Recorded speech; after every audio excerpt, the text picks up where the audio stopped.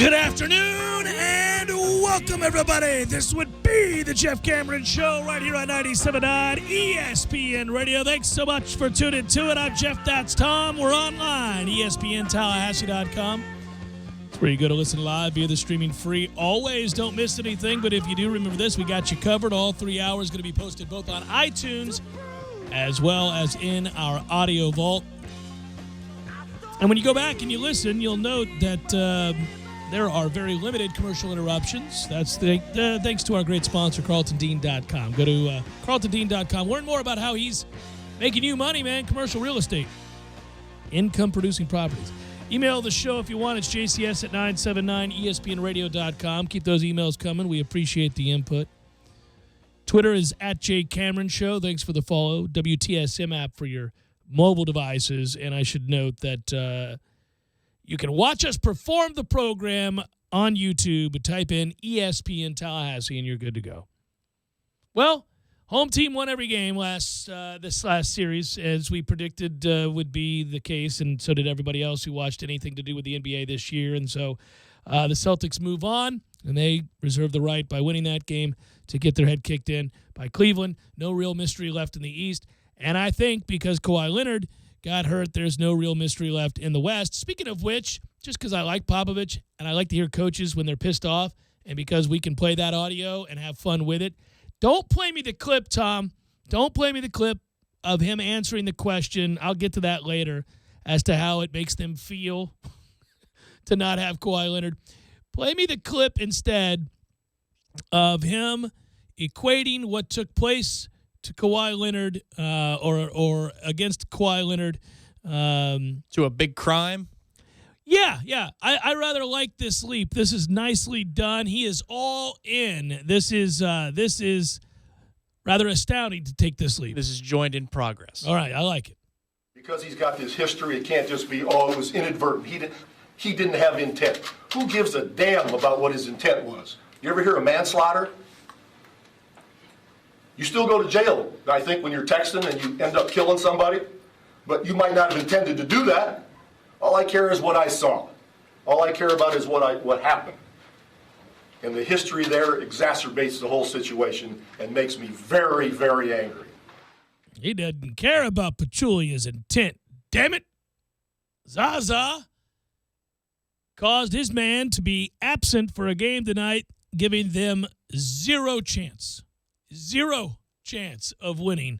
Thus, that series will go 2-0 back to San Antonio, which gives them, even with a fully healthy Kawhi Leonard, if he can make it back fully healthy by Saturday, these long-ass delays, little chance, because obviously you're talking about having to win 4 of 5. And that's not going to happen against Golden State. So he knows that by all rights, by not winning that first game, which they would have won comfortably, the series is over, and he's angry. So he's equating what Pachulia did to manslaughter. Well done, sir.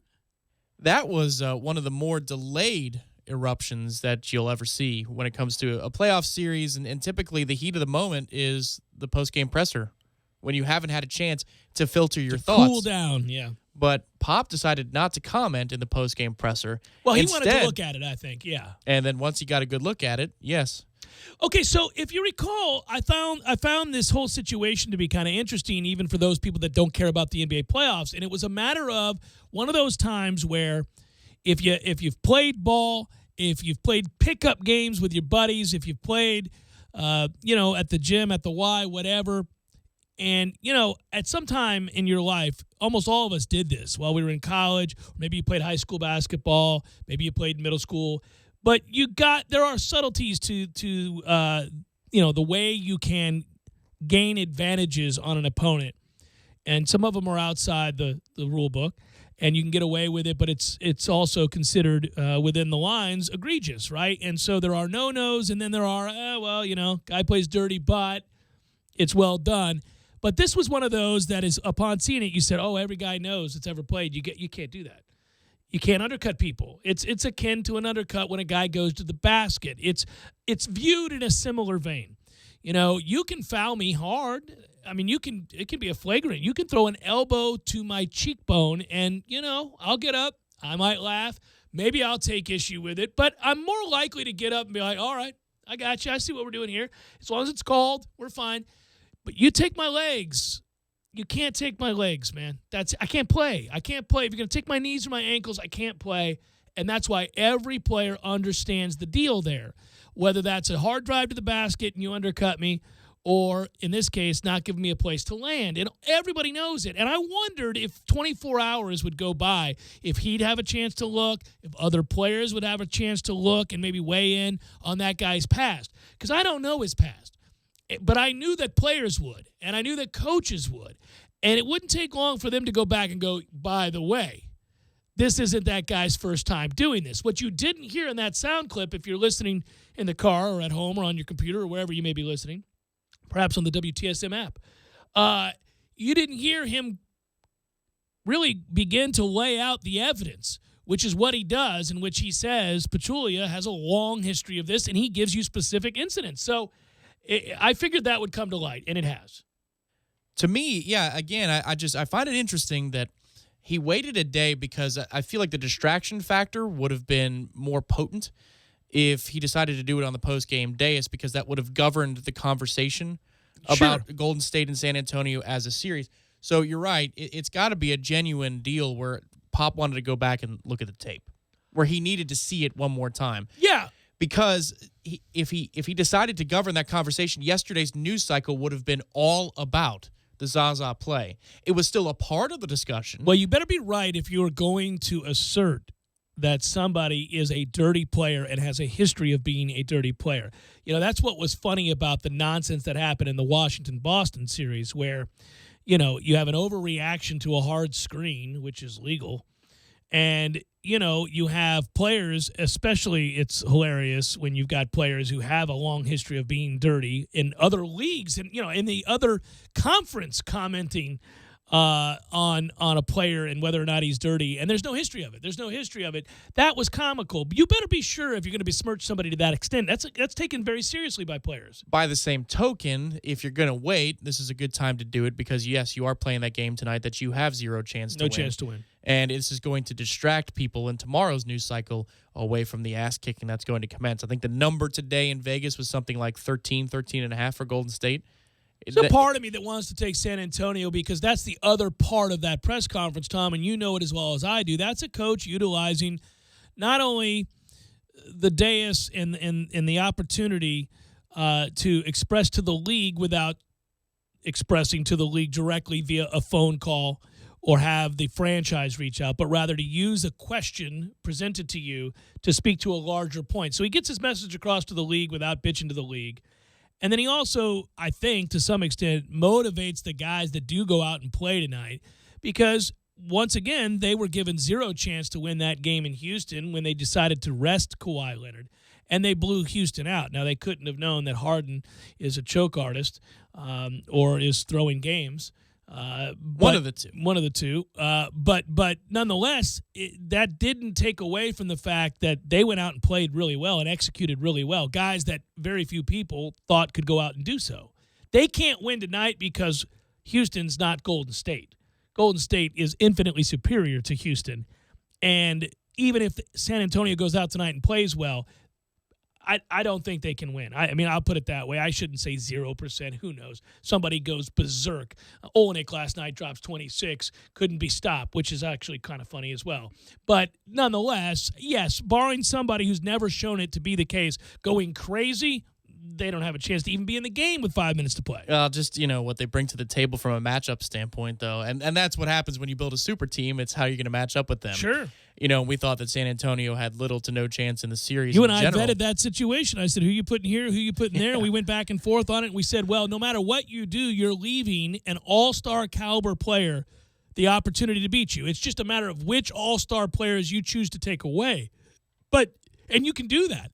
You can decide Steph's not going to beat you.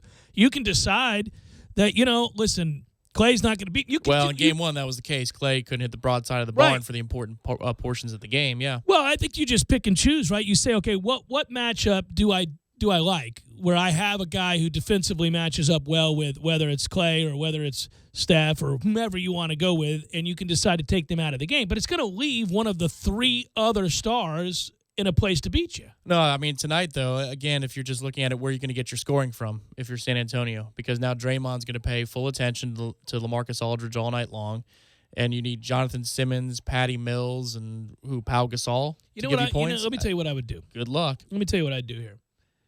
Because it's a hopeless situation, and I feel like what they did, I'm talking about it from the standpoint, if I'm Popovich on the Spurs, I got some guys on that bench that really aren't pivotal to the outcome of this series. Maybe David Lee. Yeah. And maybe somebody's got to get hurt tonight. I mean, and the candidate that I would nominate is Draymond, because he's most apt to respond in an irrational way and get himself suspended for a period of time that could give you a chance to get back in the series. And you could just say it's an eye for an eye.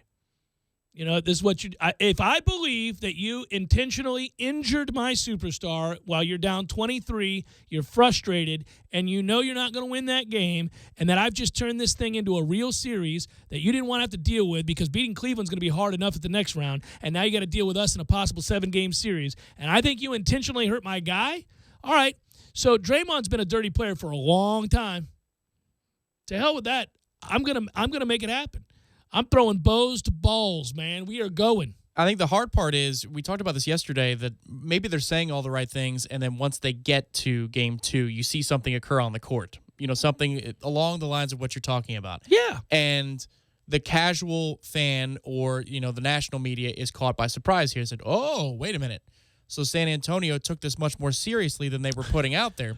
But Pop's comments undo that. So now the officials are going to be on high alert for this game, I would think. You're right. But what I'm saying is that when you decide to go in with a game plan to frustrate and to possibly go a guy who's been volatile in the past, you're not concerned about necessarily the officials having a keen eye on you in that situation, because you're going to do something to elicit the ire, and it's going to be fairly obvious early, and they're going to be on you anyhow after that. They're going to know. They're going to know right away, and they're probably veteran officials to the extent that they're in a game of this magnitude. They've been around the block. They know, okay, no matter what they said publicly, San Antonio's pissed. You got to believe that behind closed doors, Pop is furious, right? If he was that angry in front of the cameras, sure. What's he saying to league officials and everybody else off the floor? So, and what did he say after that game to the officials?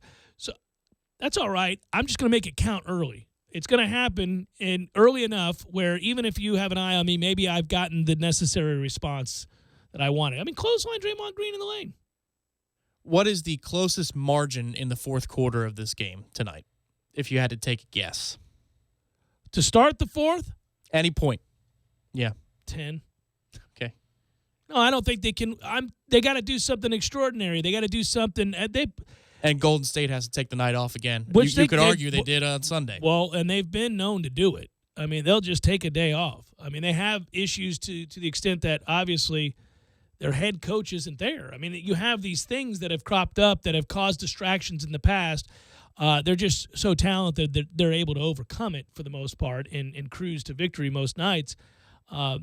San Antonio is very prideful. They're a talented team. Obviously, they're the most well-coached team. If you try to uglify this thing, maybe you get a guy ejected. Maybe you get a guy suspended for a game. Maybe you give yourself a little bit of time and a way to get back in this thing. I don't think that San Antonio wins an aesthetically pleasing series to begin with. I don't think anybody does against Golden State. I think that you kind of got to alter the outlook of those games and get them down and dirty. Now, Draymond will play that way, but I don't know that anybody else on that team does necessarily. Certainly not the finesse three-point shooters. Yeah, Barnes will off the bench, but that's about it. So maybe Livingston gets a little elbowy. But I would do it. I mean, I would do it. It's the Jeff Cameron Show, 97.9 ESPN Radio.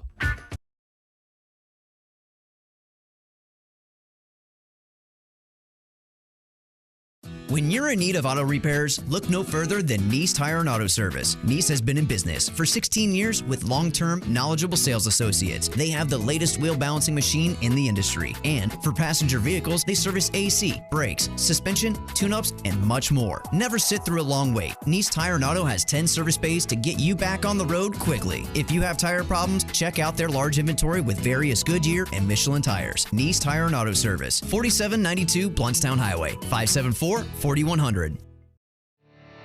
You can tell a lot about a tractor by its warranty. That's why Mahindra makes the toughest tractors on earth. With steel, not plastic. Backed by the industry's best limited powertrain warranty, period. Not 5 years, not 6 years, but a full 7 years on select models. No wonder the other guys are green with envy. No money down, 0% interest, and no payments until July. Available at TNT Supercenter. I'm talking tough, like a state of mind. Tough, like a soldier on the front line.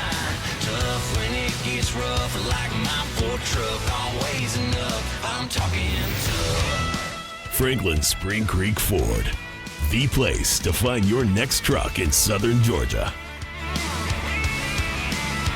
I'm talking tough. Hey y'all, we're Chris and Preston from Low Cash. Head to Franklin Spring Creek Ford and see them about all of your vehicle needs. Visit ProgressiveCommercial.com to get started. Progressive Casualty Insurance Company and Affiliates. Are you wanting to raise some extra cash fast? Think Thrifty Nickel. Need to clean out that garage full of stuff you never use? Think Thrifty Nickel. Need a newer car or truck and don't want to break the bank? Think Thrifty Nickel. Buying or selling, your best bet is Thrifty Nickel. All ads appear in print and online for maximum results. Place your ad today and ask for their guaranteed results special. Call 385-0505. Get your free copy of American Classifieds, available at hundreds of locations throughout the greater Tallahassee area. Dude, are we on TV? Yeah, they got the cameras in here now. They tell me it's not going to affect the way we do the broadcast. I haven't noticed it so far. Tom and I just talk and everything's all right. But is it going to make me gain 10 pounds? They say you gain 10 pounds on TV. No, that's the food. Gordo's, bringing the flavor and flair of Cuban food to Tallahassee since 1996. The City of Tallahassee Utilities reminds you that it'll be summertime before you know it, and summer's when we all benefit from positive environmental practices, like saving energy, water, and money. Because after all, it's all connected. When your home is energy efficient, you save money on your utility bill, but you also help the environment, because using less energy saves precious natural resources. Here are a few simple tips. Easy things you can do to use less energy. In the summertime, set your AC thermostat to 78 degrees, and even a little higher when you're away from home. You'll be amazed at the money you'll save. Close shades, drapes, and blinds during the day. It keeps the house a lot cooler. Choose the proper AC fan setting. Put it on auto, not on. Auto saves energy, on runs continuously, and that runs into money. And while you're at it, schedule a free energy audit with the City of Tallahassee Utilities to identify low-cost and no-cost ways to make your home more energy efficient. You'll save energy, water, and money, and you'll help the environment too, because after all, it's all connected. A message from the #1 public utility in America. Learn more at talgov.com/YOU. Chris Kraft for Kraft Nissan. Our lifetime warranty is a game changer for buying cars in Tallahassee and Thomasville. You already know it extends the factory powertrain for unlimited time and unlimited miles. But here are the facts. Kraft Nissan's lifetime warranty is backed by Great American Insurance Company, an A-rated company that was founded in 1872 with billions in assets. The same company that underwrites GM's GMPP and Ford's Gap Insurance. Kraft Nissan's lifetime warranty comes with every new Nissan we sell and most pre-owned vehicles that are 5 years old or newer with 50,000 miles or less. While Kraft Nissan service department will certainly exceed your expectations and keep your records, you're not required to service with us. To maintain the warranty, you perform the manufacturer's recommended maintenance and keep your records. You can do that at any licensed repair shop in the U.S. or Canada. It's that easy. What's the catch? There are no catches, hidden fees, or gimmicks. Kraft Nissan provides the product as an added value to our customers for doing business with us. So when you're ready to buy from Kraft Nissan, the home of our original and the only real lifetime warranty at no charge. Kraft Nissan on Mahan Drive between Academy Sports and Costco. If you're looking for a heavy-duty utility tractor at a compact price, look no further. The Mahindra 41-horse 4540 is the one for you for only $11,995. Pound for pound, horsepower for horsepower, the Mahindra 4540 tractor can push more, pull more, and lift more than any other tractor in its class. Hydrostatic power steering, industry-leading, zero-deductible, 7-year limited warranty. TNT and the Mahindra 4540 tractor making the competition green with envy. 14585 Highway 9 119 South, Thomasville, Georgia. 229-228-5297 or online at TNTSuperCenter.com. You're locked in with the Jeff Cameron Show on 97.9 ESPN Radio.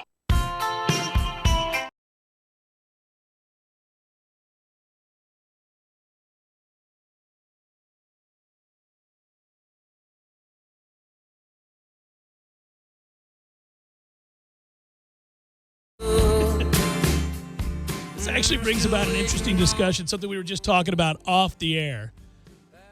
It's a man code thing and a fan thing. Maybe it's just a fan thing. What can you and what can you do and not do as a fan when seeking either some sort of sympathy or a shoulder to cry on or a listening ear when discussing your team with somebody who couldn't care less about your team? Because here's the thing about it. I think what's true is that most of us, as we become friends with somebody, in some ancillary way, somehow, some way, it does come back to we will begin to adapt elements of our viewing habits to incorporate your friend's fandom. You catch yourself. I do this. Okay. Now, I've said this on the air before, but I think this is applicable in other arenas. So I grew up loving baseball from about the late 70s until now. I still love baseball.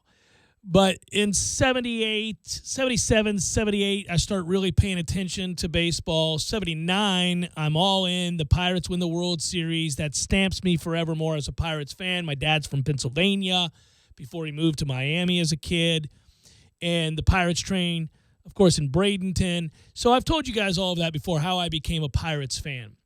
But my stepdad is from New York, and he is from Queens. And he grew up basically, originally a Brooklyn fan, but then moved to Florida at a young age and was a Mets fan, became a Mets fan for basically for life, right?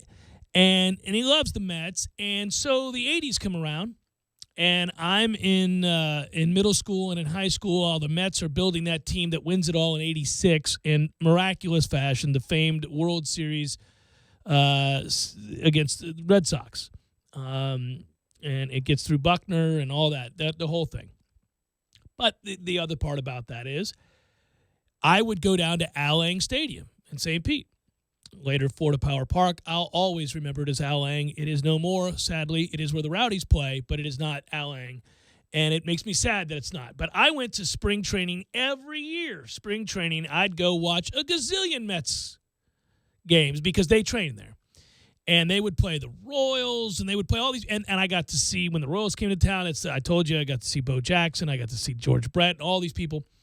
But because my stepdad's father owned a cleaners, Johnny's Custom Cleaners in St. Pete, and in those days, they cleaned the Mets uniforms. That's how it went. Big league ball clubs would just hand it over to the local cleaners. My stepdad got to meet Willie Mays and all these people working at Johnny's Custom Cleaners, which is crazy to think about.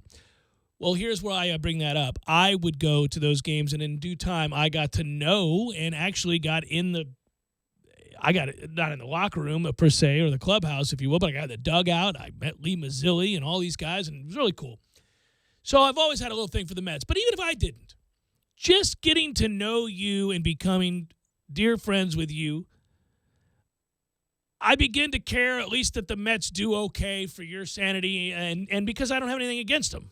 I don't have anything against the Mets. What do I care? If we played each other in the NLCS or something, it'd be my team versus yours, and I'd want to win, of course, and we'd have a friendly wager. But I have no reason. We don't have a history of Mets-Pirates feuding or anything. No. There's nothing there. There's nothing There's there. really literally nothing there. Yeah, which is odd. It is odd because they're both in the National League. In 55 years of history, that never once has there been a dust-up. Like, if I were an Astros fan, I'd hate your ass because Sure. that was a crazy series, and, they could have won. NLCS. Yeah.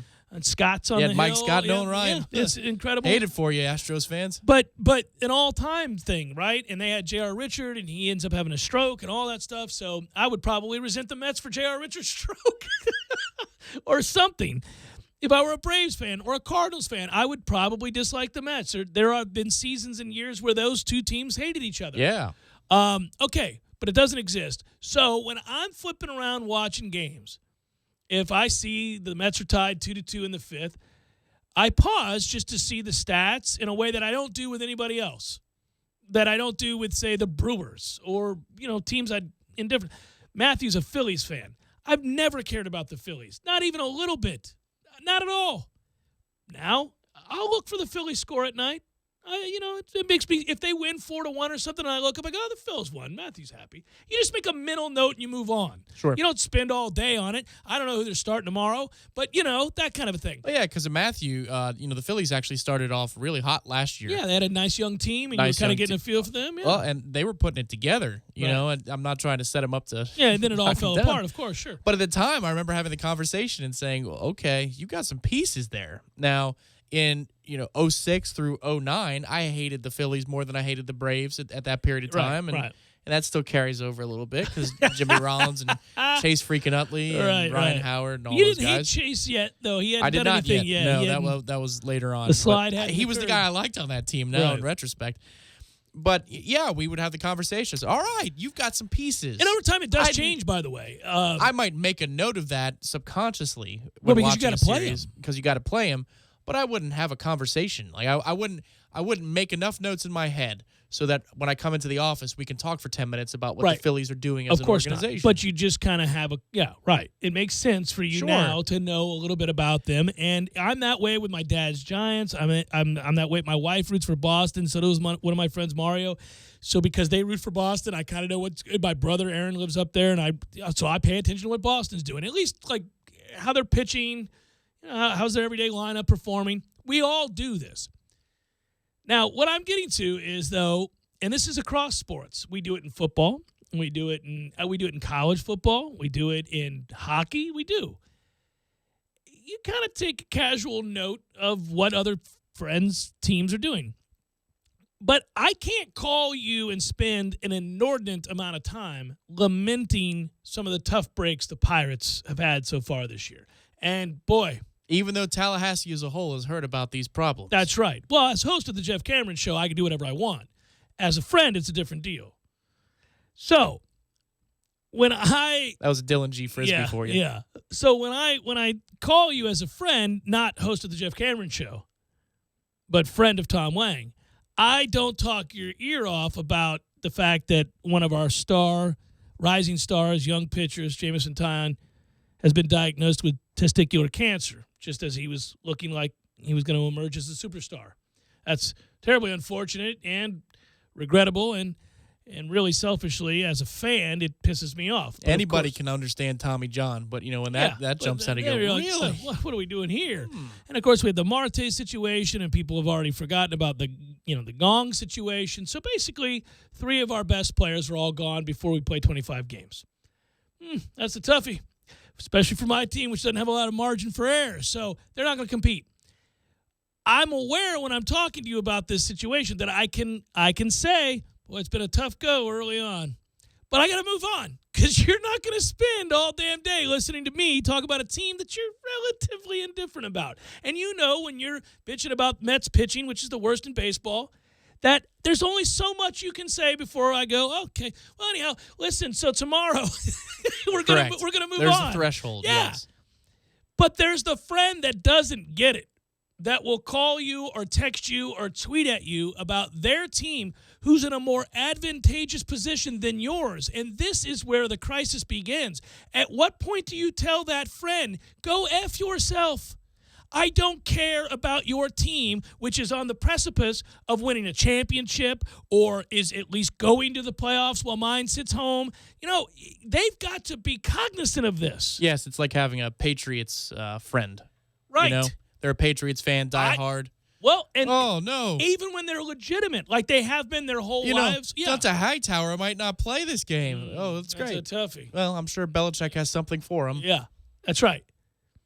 Yeah, if you win 7 out of 10 Super Bowls and then suddenly have a tough run of injury luck that next year, nobody cares about your tough week or the week after that so-and-so, or the litany of starters that are going to be missing this game, no doubt are going to have a negative effect on your chances to get a stop here. Now, nobody cares. Sure. Perfect. Alabama's a good damn example right now in college football. I know Alabama fans. I have a few that are really good people that have rooted for Alabama their whole lives. And when they bitch about something, oh, we lost 4 of our top 5 pass rushers this offseason. Or a bad call in a game or anything, you go, really? That's what you're going to do? One of the greatest runs in the history of college football. You're in the midst of it currently. You're still Saban's still there, right? You still have the number 1 class again, like 7 years in a row. You're going to talk to me about your fullback may miss that game against Tennessee? That's what we're doing here? No, but shouldn't they? I mean, what do you owe a friend in that situation? Maybe a listening ear? What's the window of that? A minute?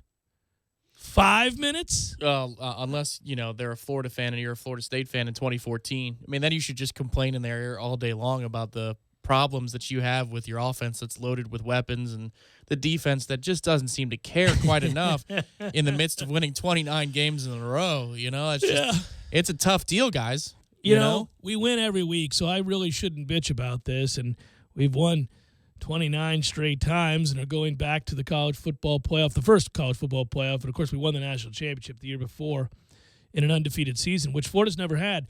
But that said, we just aren't defending the way that our talent suggests we should. Did you realize we got 20-something guys who are going to be playing in the NFL, and they're just not getting stops? Wait a minute. Florida's never had an undefeated season? No. The way their fans carry themselves, and you would think they would have had 5, 6, 7, 8 of them. This is a stunning development. Yeah, it never happened. Is that true? Yeah. I even think back to that 96 championship win, which they had a loss to Florida State, really split the season series. Anyhow, the point would be that, you can only say so much before you can expect a rather terse response, right? Or a non-response, sure. Well, see, that you're a little bit more civil. You go with the non-response. Sometimes the non-response is aggressive in its own right. Everybody knows you got the damn text. It would be people know you got the text. It would be extra dirty is if you gave the red receipt. I've read your text. Oh, here that's it is. Even the worst, and you don't respond. I don't have the red up on mine. Yeah, read receipts. Yeah, red, I don't do that. I don't either. Well, I don't do it because, I don't want you to know when I saw it. Yeah. Because I don't need you to know how long. That's very Big Brother-esque, yeah. Well, and also I don't need you to know how long I've actively ignored you from the time that I saw that until the time I respond. I mean, there's a chance that I'm busy. I'm doing something. I'm a father of 2. I'm at a baseball game, whatever I'm doing. Maybe I don't get back to you at all. I don't want you sitting around going, 9 hours ago that dude read my text. Sure. Well, and that's not even arrogant. No. All of us are that way. If I know you read my text at 4, it's now 9 o'clock at night and you haven't responded, I'm like, what the hell are we doing here? You big timing me? And then text at 4 o'clock said, hey, you want to get some drinks for happy hour tonight? Yeah. And you text him back at 9:20. I guess not. Yeah. Well, the great passive aggressive is just the question mark. Sure is. Yeah, that's a great play. Because you feel the urgency of the moment when the question mark comes in. Yeah, you just now you kind of go, oh, I'm being an ass. Yeah, or if you're Matt toughie. Millar, you send a meme that it's Jonah Hill, in Superbad. Yeah. And he says, well, blank me, right? Yeah. If it's a Matt Millar meme, I'm always afraid to open it. Oh, no. Jeff Cameron Show, 97.9 ESPN Radio.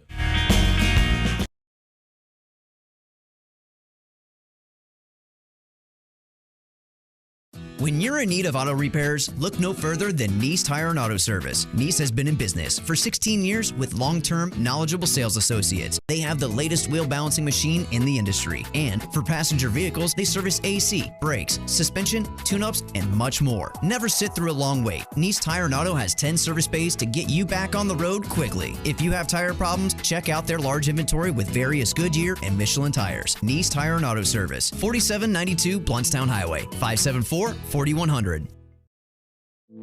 You put your mower through a lot. All that back and forth can add up to thousands of miles. That's like mowing cross country. Gravely commercial mowers are built for all-day performance, helping you get the job done mile after mile.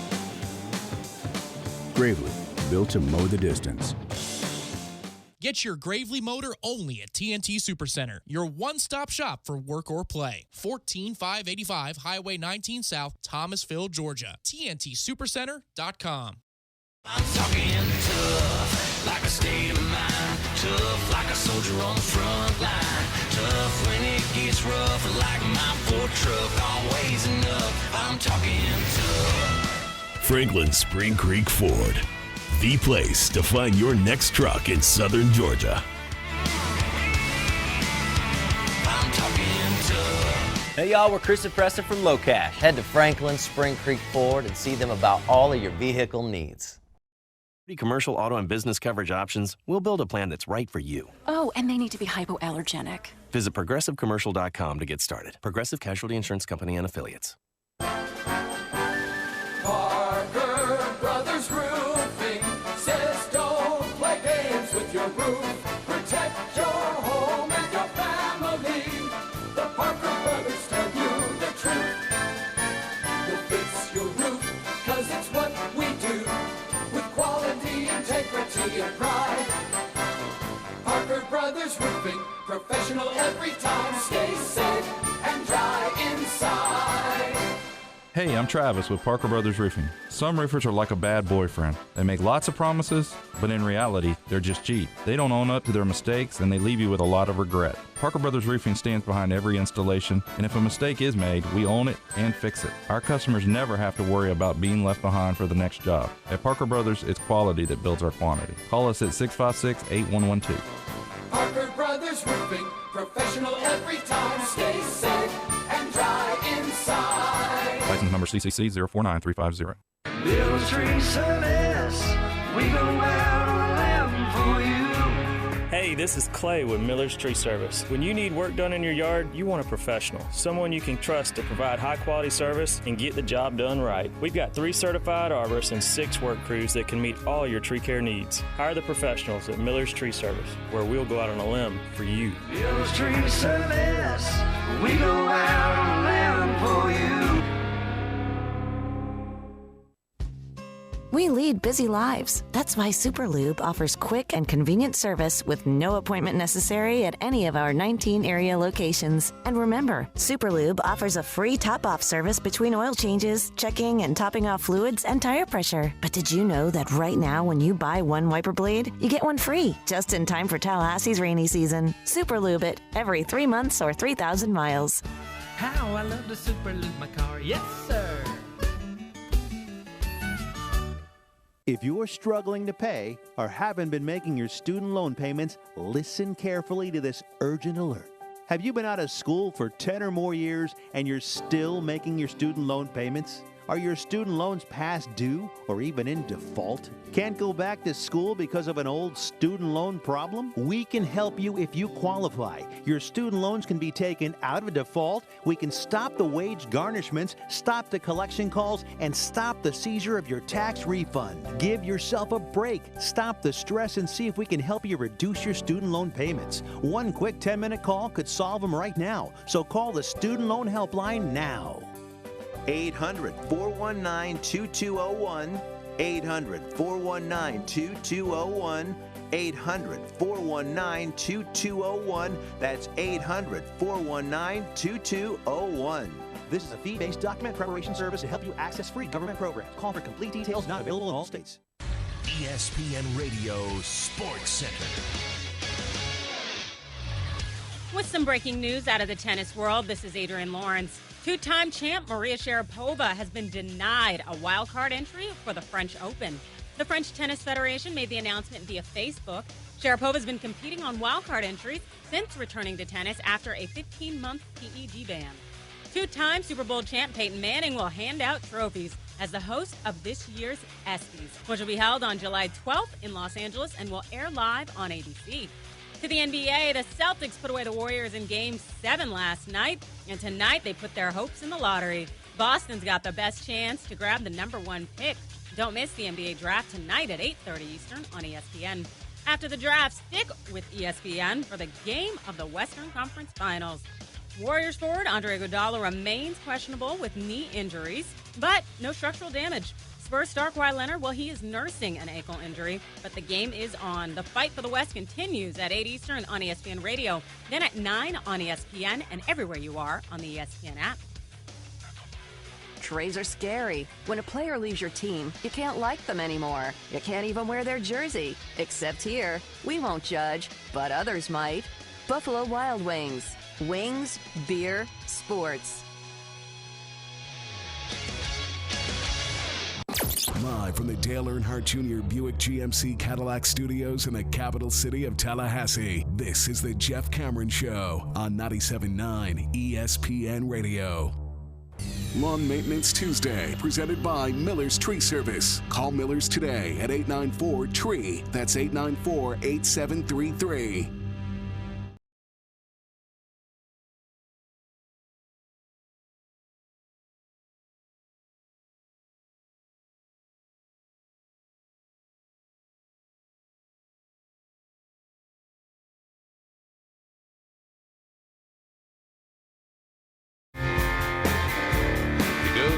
Jeff Cameron Show, 97.9 ESPN Radio. Spring meetings over in Jacksonville, Ponte Vedra. Actually, Amelia Island, I should say. Florida. Touch on that in a minute. Ira Chappelle's over there, Corey Clark, several others. Getting coaches and Stan Wilcox, amongst others, whenever they get an opportunity to kind of track them down after meetings. And you know, those things aren't all that informative. You'll learn things like, hey, they expect the stadium to be ready. Well, obviously. One would hope so. Although, given the way Atlanta's infrastructure has been the last couple of months, you need to check on these things. Yeah, did you have any trouble when you were up there? Thankfully, no. Driving? I didn't have worried you were going to fall into a pothole. Or just have to the abyss. Yeah. It's a tough go. What was the movie with Rogan and all those guys, Jonah Hill and Franco? You know, This Is the End, I think it is. Yeah, This Is the End, Yeah, just fall into one of those flaming pits. They just opened up I-85, I think it was yesterday, finally. So they've repaired it. Congratulations. Boy, Atlanta struggles. Struggling. They can argue, along with people in Miami and Los Angeles, who has it the worst on the roadways. How old do you think Trey Mason is? You guys remember Trey Mason, right? He would be the Heisman pose preemptively and prematurely. Probably should have thrown a flag. Well, given that Devonta Freeman was flagged for taunting, yes. For nonsense. Yeah. Yes, that's correct. Nonetheless. Well, he was a junior in that season. Yeah, so he's young. 23. It's, I think, right. I think he's 23 years old. That's correct. Probably shouldn't ask the question if I didn't know for certain. But, yes, that's what I read. The article's a little bit older, so that's why I'm hesitant. I think I read that in January.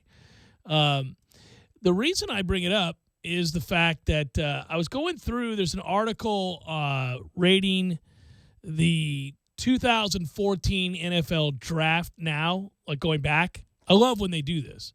They go back and look at each pick and tell you, you know, if we did it over, this was the A pick. Well, think about this. Telvin Smith went in the 5th round with pick 144, and he's considered their A pick from that year. Blake Bortles was the 3rd overall selection. So we always talk about overvaluing quarterbacks and taking guys just because you're so desperate to have one, even though you don't think they necessarily project or whatever it might be, right? Who watched Telvin Smith in college and didn't think he'd translate to the NFL? Seriously, that's one guy. For the most part, I think almost universally we agreed upon. A little undersized, but a heat-seeking missile, diagnosis plays, hits like a truck for his size, likes the game, loves the game, is passionate about it. 5th round. Yeah, sideline to sideline player who I thought he was akin to a better version of Dakota Watson in this sense. He could always be a special teams player for you. He's always going to make your 54-man roster, and he's at least going to be a depth linebacker for you, but the speed says elite sideline-to-sideline NFL backer. The question is, can he handle it at the size that he currently is at? And obviously one of his strengths is not taking on a lead blocker. He doesn't do that all that well, but he's so quick. He's one of the few guys that can actually run around those blocks and make plays. And all he does is make plays. Tackle. Seems like every time you look up, he's the guy whose name is coming over the loudspeaker for having made the tackle. 11, 12, 14 tackles a game. You see it all the time with him, right? Anyhow, Trey Mason went in that draft and went to the Rams, as we all recall. and had a fantastic rookie season. I think nearly touching the 1,000-yard mark. He didn't quite get there. He came up just short. Yeah, he had the some platoon injuries, backfield. But he was exceptional, and obviously he was exceptional in college. We remember, just play after play that he made when Auburn went on that amazing run down the stretch and had some fortuitous bounces along the way. But he was a difference maker that season, and really probably the biggest difference maker, and nearly had the game-securing national championship winning touchdown run in the waning moments of that national championship game. But alas, the better player was on the other side, and his name was Jameis Winston. And so it was that history favored us. That said, Trey Mason, off to a great start, seemed to have been a good pick, is now basically suffering from what looks to be CTE, and is 23, 24 years old, didn't report to camp before, has been dealing with troubles off the field with the law. He fled an arrest in an incident in Florida earlier this past year. And I don't know how many times in the last 10 years we've had to talk about or we've brought up guys that are 22, 23, 24, 25 years old. I just think that the league must absolutely shudder and recoil every time we hear about a guy this young. I mean, it used to be that we had these discussions. I'm not saying that things are necessarily getting worse, but rather certainly they are well known and revealed in real time in a way that they never used to be. But he's 23, 24 years old, just got done being really good and is now pretty much out of the league and looks like he's going to be taking his time in between mental health facilities and jail if they don't get him the proper guidance and help. Well, it's, the continued idea that, the collisions are happening with greater force than they've ever happened before. Well, and the something's NFL's about going to roll give. out, and the NFL's about to roll out the so-called safest helmet that they've ever had. And they've talked about, impact points and all these things that they've been able to work on. It's just, I think, again, we get back to something we've heard people say, and that is, I'm not so sure it's the helmets. It's bigger, stronger, faster, and a collision of that magnitude, there's only so much you can do. The brain is still going to juggle inside that cranium, and you're going to have these issues with injuries to the brain. Yeah, what'll be interesting is, obviously, Jimbo Fisher got a lot of run for using the he has the concussion center with Dr. Burkhardt, and that's, somebody on staff that. Well, and Burkhardt's with TOC, and I know Scott really well, and he does amazing work, and they talk about the treatments that they can utilize to get guys right before they get them back on the field. That's taken a huge step forward. There are actual legitimate empirical studies that are done that help them come up with a plan, real medications that can be given. But it doesn't prevent concussion. No, it doesn't. But having somebody like that who work with the NFL is the envy of many of the power programs around the country. And Jimbo got a lot of credit for the GPS systems to see wear and tear in a different way. So you can learn exhaustion factors and when to dial back a guy or when somebody is dinged, because obviously if you're not right and the world is on tilt, well, that's probably going to affect the velocity of your ability to run a route or your ability to cover in space. But now Texas looks like that they've taken a step forward. They have installed sensors in every one of their helmets that's going to measure G-force and impacts at certain key points in the helmet that have been pinpointed as, a root area where the concussion danger is high. And so they're going to start getting readout data in practice to see whether or not there's something that can be done more than just with helmet technology or the way the players are coached. But it's football is trying to get out in front of this thing now. It's too late. It's too late to get out in front of it. They were behind it for 40 years. No, it's too late to go back. And, yes, to the players that are suffering from CTE and subsequent diseases, subsequent dementia, maladies. all that stuff, yeah. Yeah. You can't help those guys. You lied to those guys.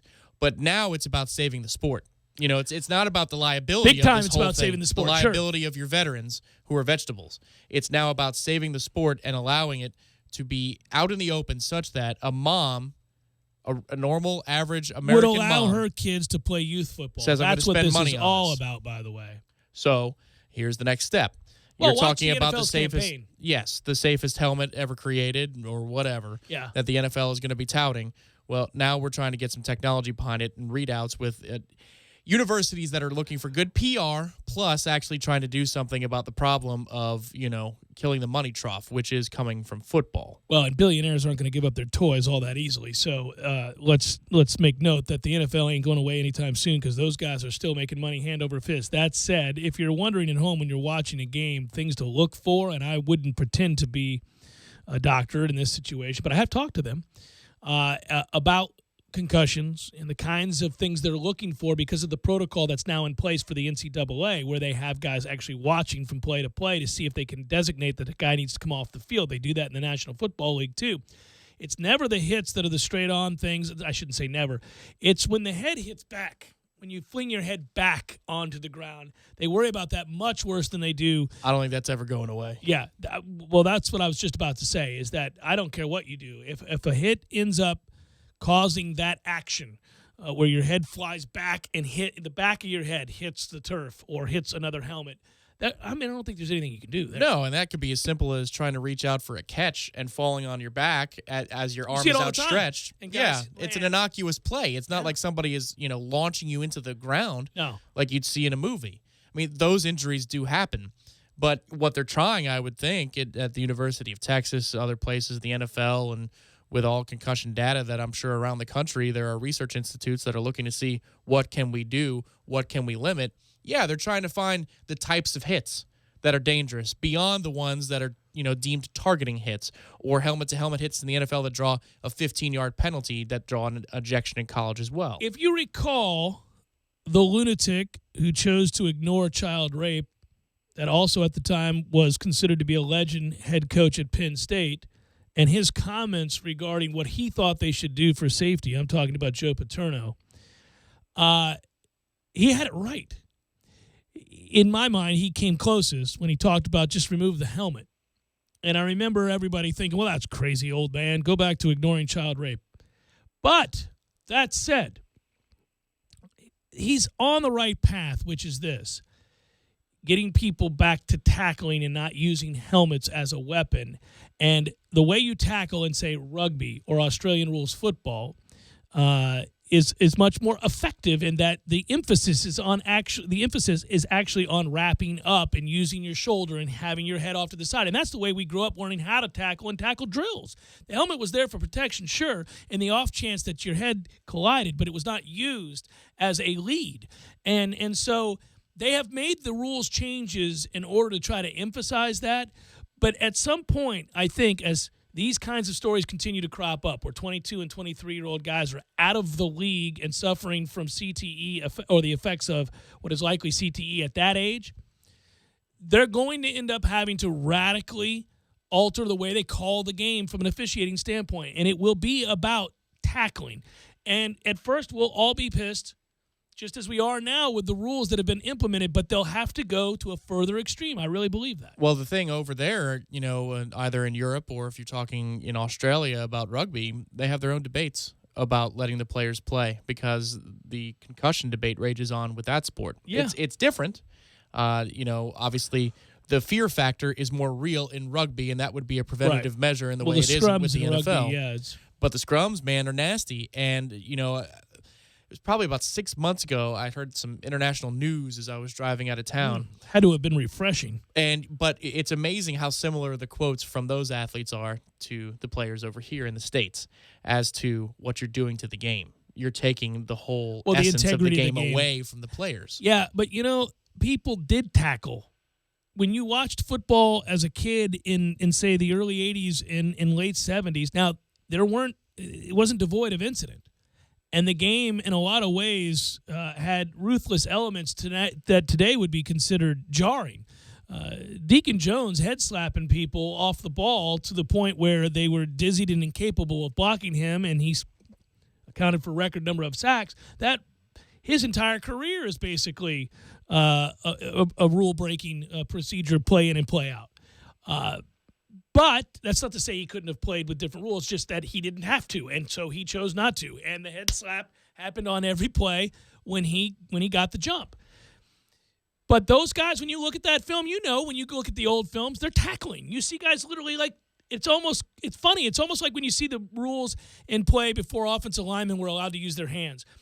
In fact, when I first started playing, you had to put your hands together in order to block. You could not. You could block with your forearms and your elbows. It looks ridiculous when you watch old films of that. Now, that's the way the game was played, though. And it wasn't that people weren't watching. But don't you think that that's the elephant in the room that nobody wants to talk about? It's the trench collisions that are causing the most problems. Well, sure. And what happens if you take the trenches out of football? Well, no, right. You've turned it into flag football. Sure. Nobody wants flag football. Well, and also, though, I think that the way they've sought to curb the level of violence and the ferocity, the savagery of the hits that they once profited on with videos year in and year out called greatest hits or bone-jarring, bone-crunching hits, is that they've kind of crossed over a line that does affect the integrity of the game. I can hit you and maybe even seek to break your ribs in a legal way. The violence of the sport can't truly go away. It's a violent sport. I don't think anybody wants that taken away, and they don't want a defensive player's ability to play defense taken away. That's where we get upset about the way that they implement the rules changes. But you can implement rules changes in which, again, you just enforce the idea of a tackle. Not the violence. Hey, if I catch you, if you come across the middle and you're exposed and Ja'Cory Harris does what he does, I can hit you legally in a way that is ultra-violent, and I ought not be flagged for that, but it also isn't involving a head-to-head collision. It's still a real tackle. That's all we want. We want to get back to that. But that's a long-winded way of saying stories like today where you're reading about, 2 years removed from that draft, we're looking back at each of these teams' drafts, and you're saying Zach Martin was an incredibly good pick for the Cowboys. Perhaps Devin Street in the 5th round from Pitt didn't turn out to be such a good pick. Mike Evans was a great pick for the Bucs. One of the many offensive linemen that they took in the later rounds didn't turn out so well. Then you read Trey Mason and you go, that's right, he was fantastic that rookie season. We thought they'd hit a home run. And now it's Gurley and there is no Trey Mason. And where is that guy? Oh, he's about to be in a home or prison because he's suffering from CTE and he's 23. That's... The league, again, must recoil when that happens. That story is more prevalent. It's also covered in such a way that it's hyper-focused on. Hour number 2, forthcoming. Stay with.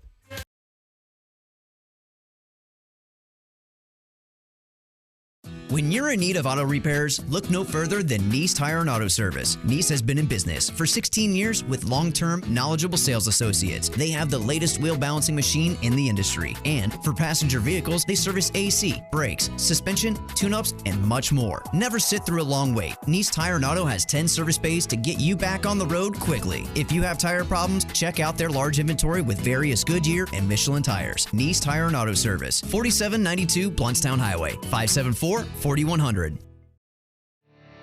You can tell a lot about a tractor by its warranty. That's why Mahindra makes the toughest tractors on earth. With steel, not plastic. Backed by the industry's best limited powertrain warranty, period. Not 5 years, not 6 years, but a full 7 years on select models. No wonder the other guys are green with envy. No money down, 0% interest, and no payments until July. Available at TNT Supercenter. I'm talking tough, like a state of mind. Tough, like a soldier on the front line. Tough when it gets rough, like my Ford truck. Always enough, I'm talking tough. Franklin Spring Creek Ford, the place to find your next truck in southern Georgia. Hey y'all, we're Chris and Preston from Low Cash. Head to Franklin Spring Creek Ford and see them about all of your vehicle needs. Headquarters for FSU and Major League Baseball, Trivia Tuesdays, Beer Bingo Thursdays, and of course, all the moments you'll never forget. The Corner Pocket Bar and Grill, 2475 Appalachie Parkway. Tallahassee loves the Corner Pocket. Don't start your day off with the same old boring breakfast. Stop by the Bagel Market and Bistro on Thomasville Road and the Persimmon Hills Shopping Plaza. They have fresh baked bagels and cream cheese every Monday for only $1.50. Green smoothies and great salads like the spinach apple salad. Muffins and cinnamon rolls are also options for breakfast. Sandwiches, salads, and more for lunch and dinner. Open 7 days a week. Check them out online at thebagelmarketandbistro.com or on Facebook and give them a call at 765-0598. Might I suggest the chicken taco salad from Bandito's Burritos, my friend? If you're looking for a heavy-duty utility tractor at a compact price, look no further. The Mahindra 41-horse 4540 is the one for you for only $11,995. Pound for pound, horsepower for horsepower, the Mahindra 4540 tractor can push more, pull more, and lift more than any other tractor in its class. Hydrostatic power steering, industry-leading, zero-deductible, 7-year limited warranty. TNT and the Mahindra 4540 tractor making the competition green with envy. 14585 Highway 19 South Thomasville, Georgia, 229-228-5297 or online at tntsupercenter.com. ESPN Radio Sports Center. With some breaking news out of the tennis world, this is Adrian Lawrence. Two-time champ Maria Sharapova has been denied a wildcard entry for the French Open. The French Tennis Federation made the announcement via Facebook. Sharapova has been competing on wildcard entries since returning to tennis after a 15-month PED ban. Two-time Super Bowl champ Peyton Manning will hand out trophies as the host of this year's ESPYs, which will be held on July 12th in Los Angeles and will air live on ABC. To the NBA, the Celtics put away the Warriors in Game 7 last night, and tonight they put their hopes in the lottery. Boston's got the best chance to grab the number 1 pick. Don't miss the NBA draft tonight at 8:30 Eastern on ESPN. After the draft, stick with ESPN for the game of the Western Conference Finals. Warriors forward Andre Iguodala remains questionable with knee injuries, but no structural damage. Spurs star Kawhi Leonard, well, he is nursing an ankle injury, but the game is on. The fight for the West continues at 8 Eastern on ESPN Radio, then at 9 on ESPN, and everywhere you are on the ESPN. Trades are scary. When a player leaves your team, you can't like them anymore. You can't even wear their jersey. Except here, we won't judge, but others might. Buffalo Wild Wings. Wings, beer, sports. Live from the Dale Earnhardt Jr. Buick GMC Cadillac Studios in the capital city of Tallahassee, this is the Jeff Cameron Show on 97.9 ESPN Radio. Lawn Maintenance Tuesday, presented by Miller's Tree Service. Call Miller's today at 894-TREE. That's 894-8733.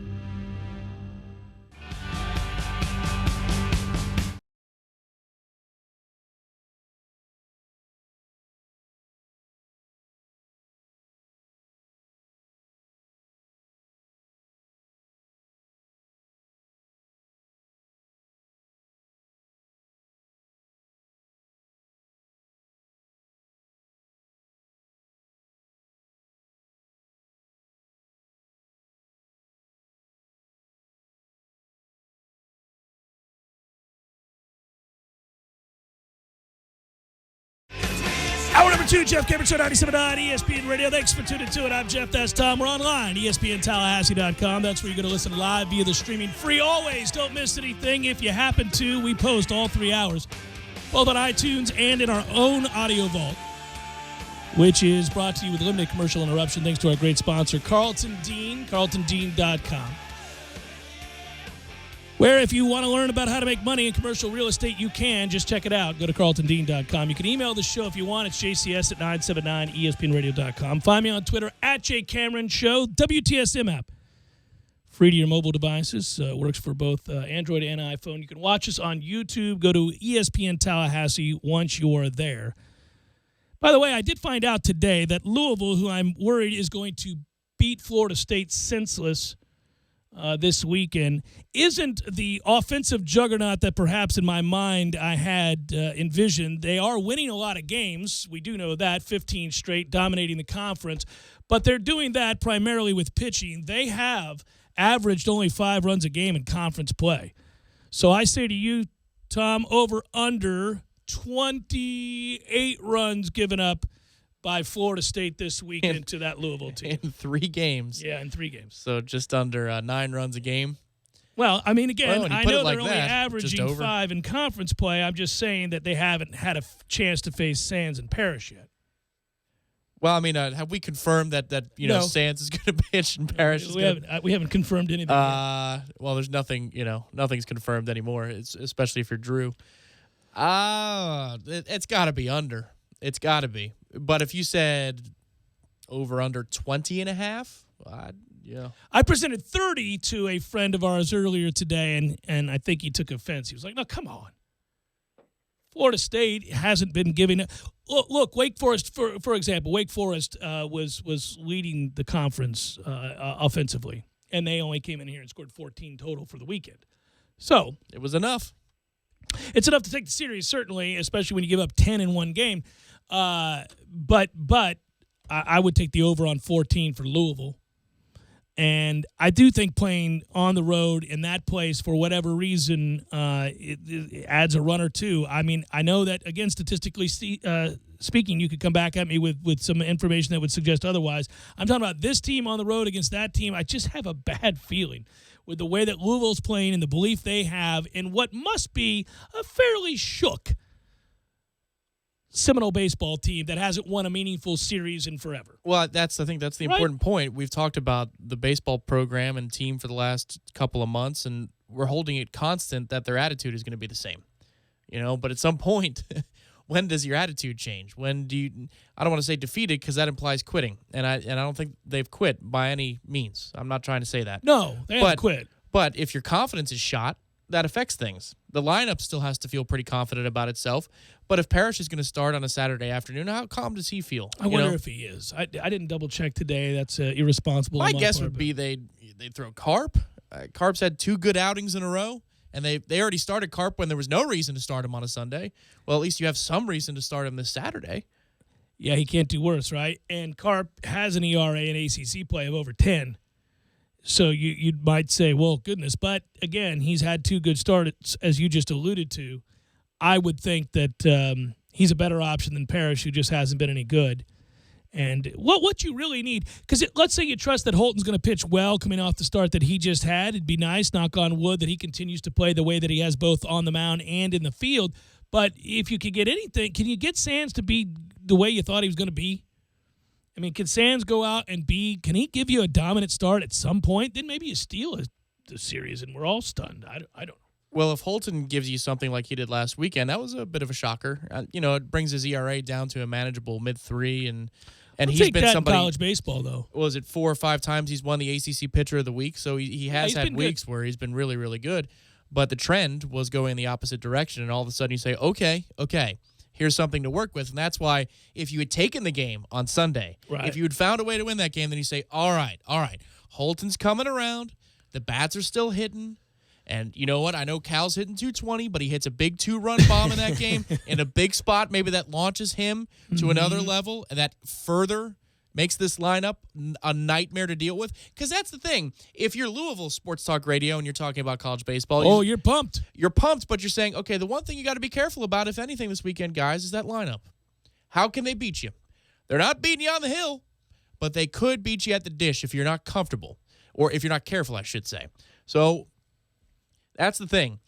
Beyond Clemson hits, and they shut them down. So I bet Louisville goes into this feeling pretty damn good about their situation. Oh, of course they do. But you got to look around the corner for ghosts and goblins to find a reason why you have to worry about it. Beyond the logo. That's the thing. The logo on the cap says you should fear this baseball program. There's not much bite behind the bark, though, unfortunately. I was about to go back through and look at all the different RPIs from the given years. I was trying to think the last time that it's just been so long. I mean, I'd have to go back a long ways to find an RPI where we would go, golly, this isn't very good. I think we've probably been in the top 20 RPIs at the end of the year, every year for... It feels like it. I mean, because remember, we would welcome in new teams like Dallas Baptist had been around for the last few years. Yeah. We say, well, there they are, again, playing all those day games. And then, Fullerton will be there, or Clemson would take a turn. Louisville took their turns, and obviously they're here to stay currently. Virginia's had on and off years. North Carolina on and off years.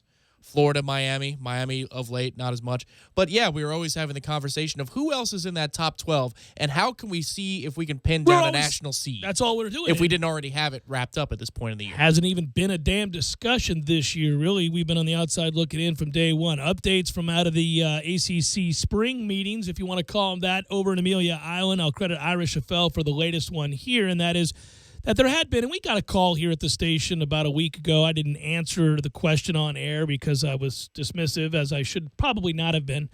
But this person was concerned that the stadium in Atlanta, the Mercedes-Benz Stadium in Atlanta, brand new as it is, would not be completed in time for Florida State, Alabama. And, in fact, there had been some media reports from Atlanta that the old Georgia Dome was being maintained as a contingency site for the game. But Stan Wilcox has come out and said that the game organizers haven't even brought that up for consideration and believes that the site, the venue, Mercedes-Benz Stadium there in Atlanta, will be ready to go. The stadium's completion date has been pushed back by nearly a month to late August. But again, Stan Wilcox said officials with the Chick-fil-A kickoff game are here at the ACC spring meetings now in Amelia Island and are confident it will be ready in time for that first game. Yeah, the demolishing of the Georgia Dome was set to take place this summer, but they have since postponed that to December, I believe it is now. Right. Just in case something goes wrong. Well, I mean, maybe you have a bad summer for weather. You never know.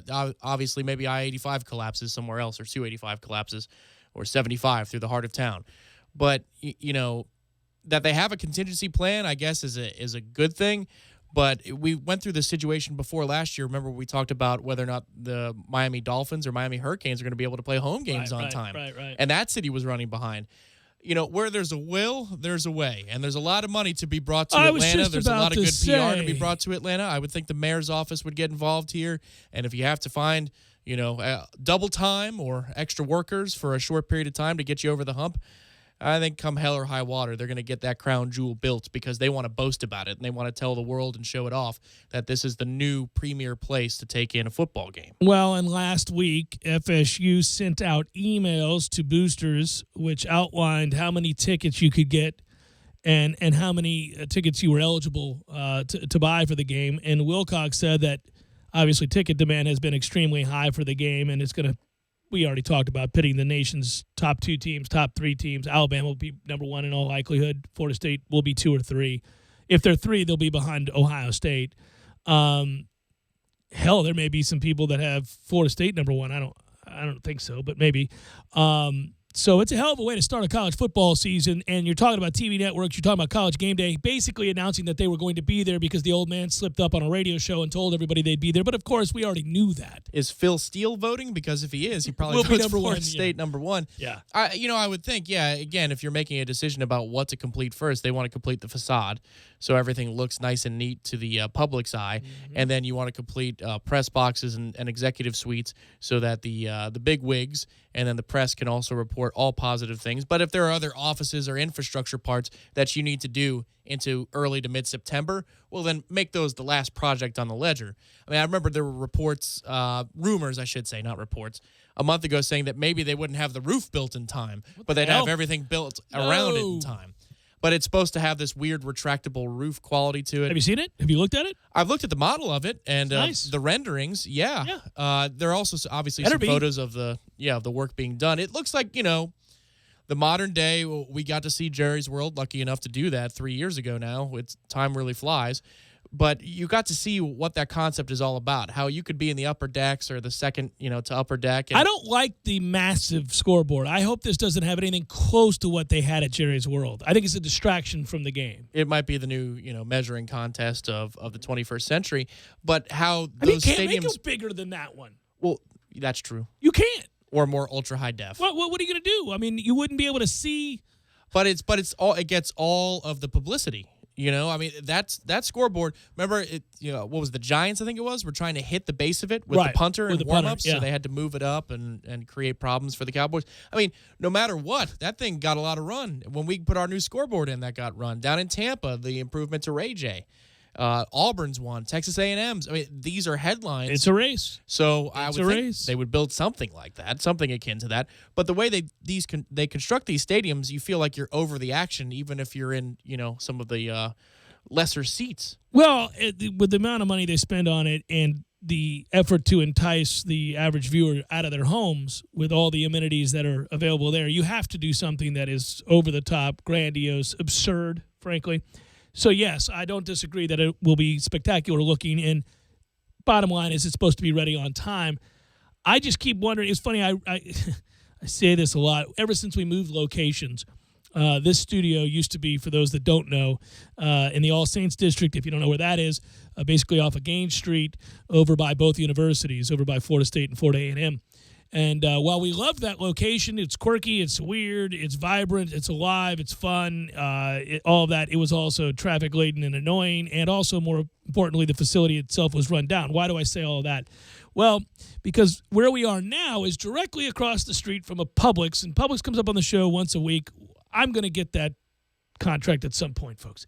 Anyhow, that said, that's not why I bring it up, but so frequently we're there. And who else is there? Well, a lot of people in Tallahassee because they work over here, and it's cool. I have a greater opportunity to run into, as do you and anybody else that works here, the listeners of the show, fans of Florida State, fans of FAMU, TCC, fans of college football in general, and just talking sports. It's fun to do, and it happens to me almost every other day now, when in a way that it didn't when we were over in the other place. And do you realize that, and I use that in a weird way, as almost an unofficial poll to get the pulse, to get a feel for where people's thoughts are on a game of this magnitude.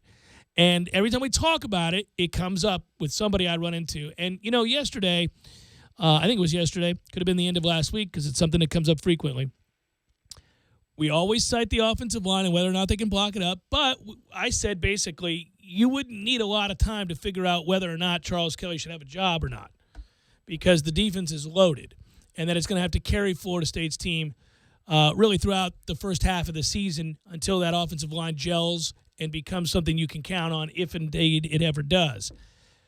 And everybody echoes that sentiment. It's all of the panic that is derived from not only the shakiest of starts to last year's beginning of the season against an Ole Miss, another big-name SEC opponent. Now you're facing the biggest big-name SEC opponent. With expectations skyrocketed going into those first few games. And with game day basically announcing, which we already knew they would be, announcing that they're going to be there, which is also probably, instead of a noon kickoff, why do I bring this together? Instead of a noon kickoff, an 8 p.m. kickoff with Herb Street calling the game. We can't afford to be humiliated as we were a year ago on College Game Day. That was a noon kickoff, and so in a way, I think the effect of giving up 60-plus points to Louisville, I don't know that it was burned indelibly into the mind's eye of all those college football fans that the way primetime games are. I don't know. I mean, well, they had their primetime crew, yeah. Remember they did the whole thing where Herb Street gets on the golf cart to the elevator and all that stuff? It was humiliating, and we all kind of, and in order to survive, we had to shake it off because there was so much season left to play, and they did indeed, once those kinds of offenses were no longer on the ledger, get it together. So it's still a problematic statement. Since it's been so long since we've seen anything akin to that, or a moment as big as that, I guess. I don't know. I guess anytime you play Michigan in the Orange Bowl, it's a big moment. But that's a glorified... Yeah, it's detached from the expectations. It's not a playoff game. That's the thing. Okay, again, your expectations, they may not be as high. You may have some concerns, and you may be a little bit more cautious with your optimism heading into this game. I think that's going to be the bulk of the fans.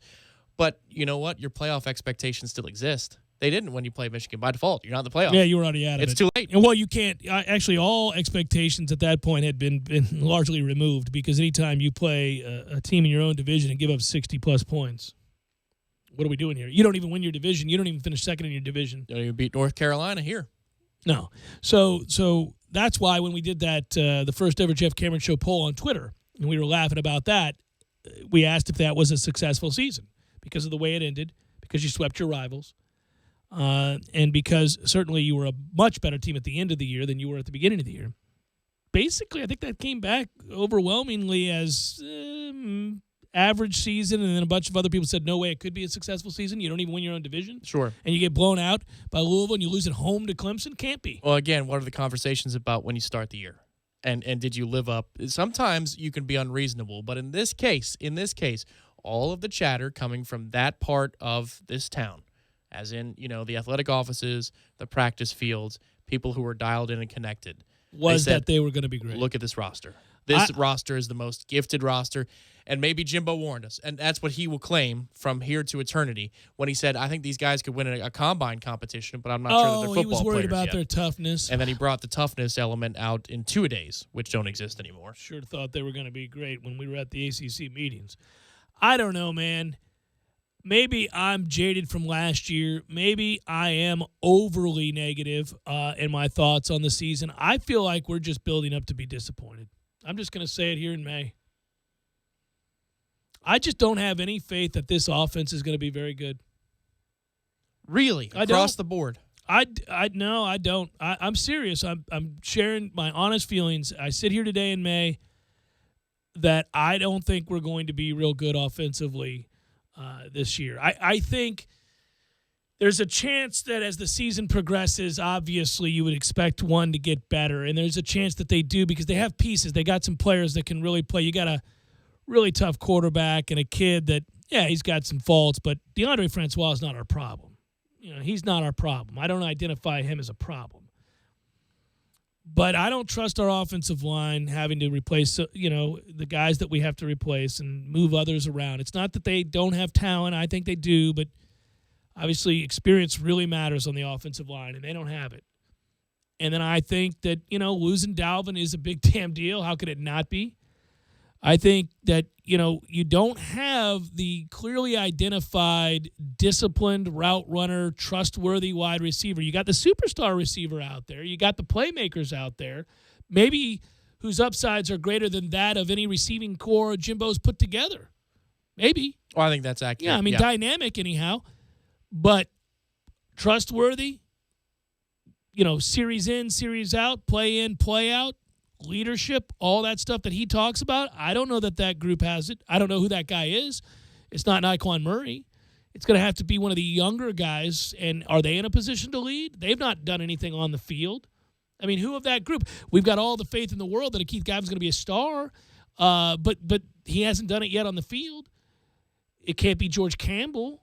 Can't be Auden Tate necessarily. I guess it could be, but is he good enough for that? Is he good enough to separate? Yeah. Yeah. So I ask you, is it fair to rely on, I'll grant you, a 5-star running back, a guy that already shows signs that he's going to be a star player? Can he come in year one behind what will likely be at the very least an inconsistent offensive line and lead and dominate? Year one, game one. Yeah. It's not it's a even Ryan Izzo game. Well, it's not even about beating Alabama, although I'd like to see that happen without question. And I think that right now in May, as it will be in June and July, that's what we're going to be thinking about because that's such a fun game. And it's going to be a game that builds in the way that it's talked about each week that passes this summer. But I'm really just looking – when I say I'm worried that the offense is setting us up for a letdown this year, I mean the year. I don't mean Alabama. I'm talking about for the year. Now, that doesn't mean that they can't win the Atlantic. But I think if you see a preseason ranking of 1 or 2 or 3, the idea is that you are a national championship contender, not a division winner. You have to win your division to be a national championship contender in all likelihood, in most cases. Well, hell, with the Coastal this year, too, you might be a conference champion if you win the division.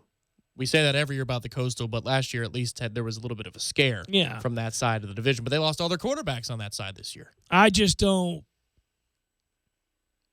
I'm very, very suspicious of that group. So, the guy who emailed and said, "Can we get a W or an L?" You want a W and L? I'm not. I guess we do one in May every year. I don't know if today's that day. I'm not going to do it this segment. No, because then we're going to go 8-4. All right, we'll do a W's and L's when we come back. I'll do it with you. I'll do it. Let's break it out. Let's have fun with it. Jeff Cameron Show, 97.9 ESPN Radio.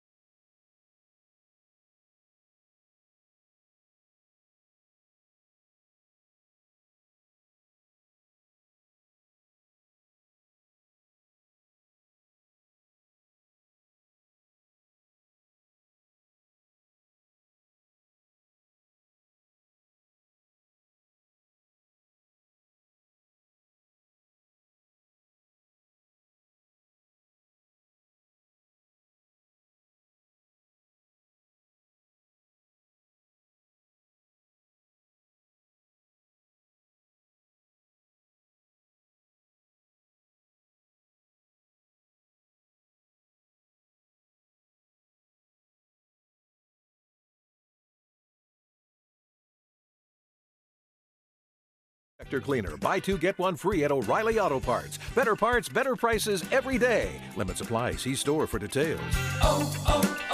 O'Reilly Auto Parts. Reinvent your home. Open your eyes to new possibilities and your mind to smarter ways of doing things. You'll find them at the Home Depot, where the next generation of home improvement makes its home.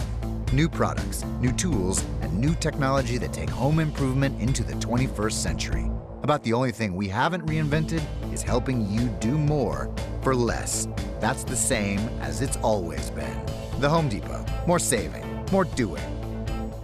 The North Florida Flats Fishing Expo is coming to town Saturday, May 20th from 10 a.m. to 2 p.m. It will be held at Cornerstone Presbyterian Church, located at 3784 Sally Lane, Tallahassee, Florida. There will be kayak and fishing boat displays, a baits and rig presentation, fly tying and casting demonstrations, and presentations on dock safety. The Wilderness Way and Real Fin Addict Kayak Fishing will have a booth there. Any angler, either freshwater, saltwater, or fly, will find this expo a wealth of information. Come join Wilderness Way for this exciting day.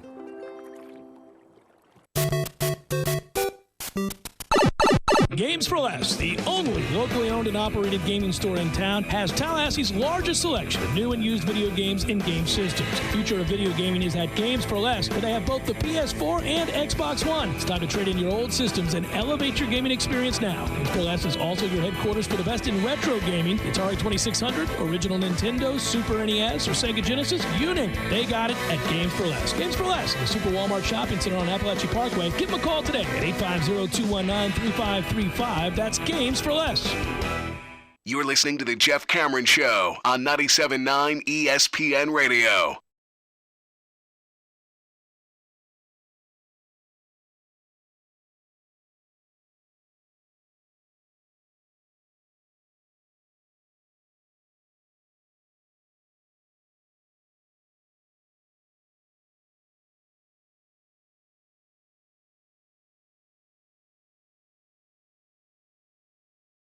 Had to get the pen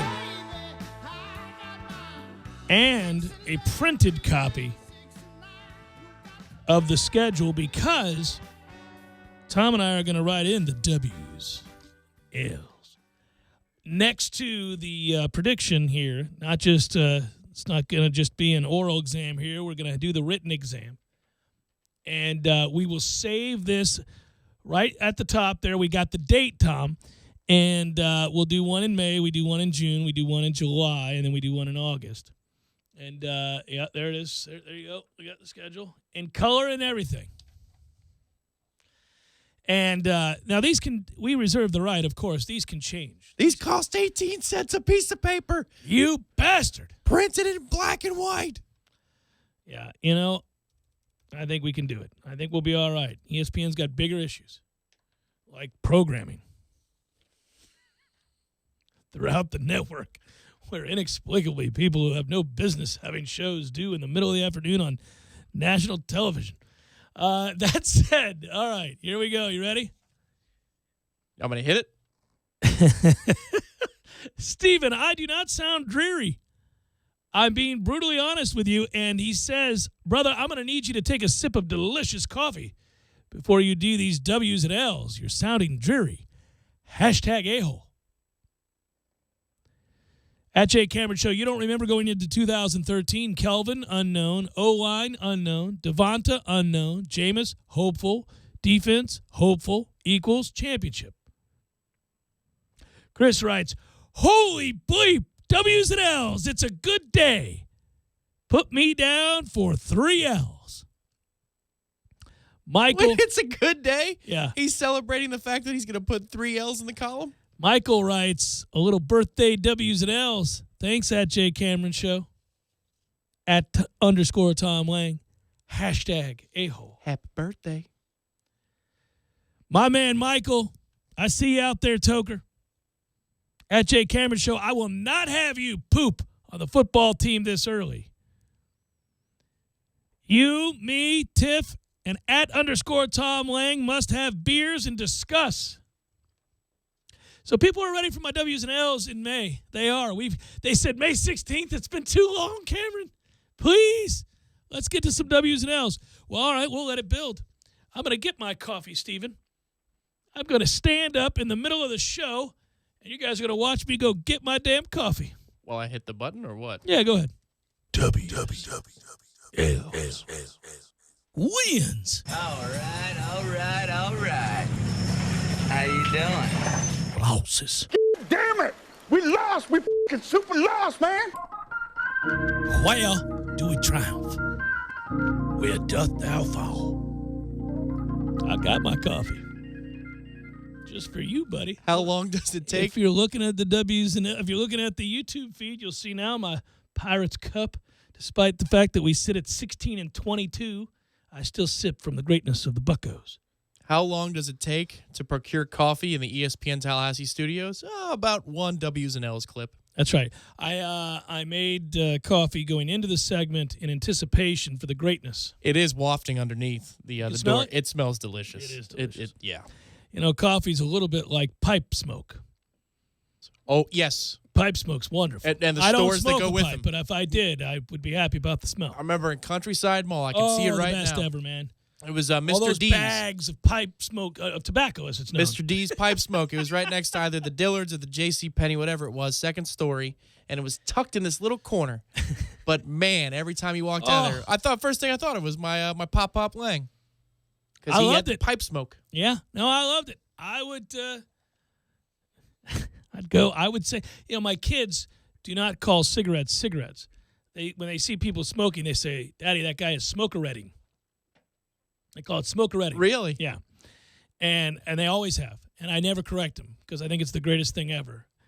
And they'll say, "Daddy, why do people smoker-ret?" And I'll say, "Well, I don't know. I don't know. Addictive personalities to survive in the world, I don't know. It's a coping mechanism, addiction, any number of reasons." Now, I don't smoke, but it's not like I haven't smoked. Anyhow, long story short, they ask these questions, and I don't correct them, just as I like to say pipe smoke instead of tobacco. Oh, look at that. They got a pipe smoke shop. When's the last time you partook in the smoker-retting? How many years has it been now? I think that's interesting you bring it up. I have not had a cigarette and I was never a smoker, but I was one of those social smokers where if I'd had 18 shots of tequila, I might have a cigarette. Not 16. No.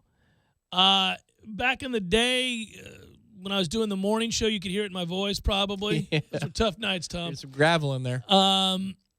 There's still some gravel, but not like there was back then. That was I'm about to die. Well, and the speed. It was Jimbo speed, too. Yeah. In fact, he would have really liked that show because you and him, the conversations you could have had would be off the wall. Well, I'd have 9 cups of coffee to start the show because it was on at 6 o'clock in the morning, and I was in the studio at 4, and I had gone to bed at 1. So I would get lots of caffeine in me, the occasional nicotine, and we'd go. And I talked fast to survive. Somewhere along the way, I realized that you needed a little bit of nuance and the diction could change and you could have a more grandiose, theatrical type program if you were able to speak in such a way that wasn't I still talk too fast a lot of times, even for my own good, where I stumble over words because I'm talking so fast. Anyhow, it's been I'm 45 years old. I haven't had a cigarette. I don't believe in my 30s, so it's like 15. Wow. I don't. No, wow. I haven't So had it. damn near the 90s. Damn near. Yeah. After the perfect season? I don't think I had a cigarette in 2000, 2001, 99, 2000. No, I don't. So it was in the very, very beginning of the of very the morning beginning show. of the show when Matt Millar and I occasionally back then. That was last time. And I haven't had a dip. And kids, don't ever do that. I'm serious about that. I'm on a soapbox for a second just because I did do that for 20 years. I was maybe longer. I enjoyed dipping. Really enjoyed it. Like exceptional. I loved it. I for a long time, like 10 years. 5 years, 6 years. I really missed it.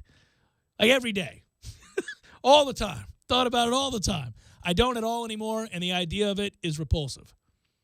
But it took a long time. When you first met me. Oh, yeah. Had I stopped, No, I was using the fake dip. I was on the fake dip. The fake ginger dip, yeah. Which, it had all the hallmarks. And you had the cup and the whole nine. And it looked the same on the... I got a bit of an addictive personality. All right, so And kids, while you're at it, don't get kegs of Ice House in undergrad. Don't ever do that. It's a bad idea. By the way, I'm enjoying this, guys. Thanks for coming on board, everybody. I love you too.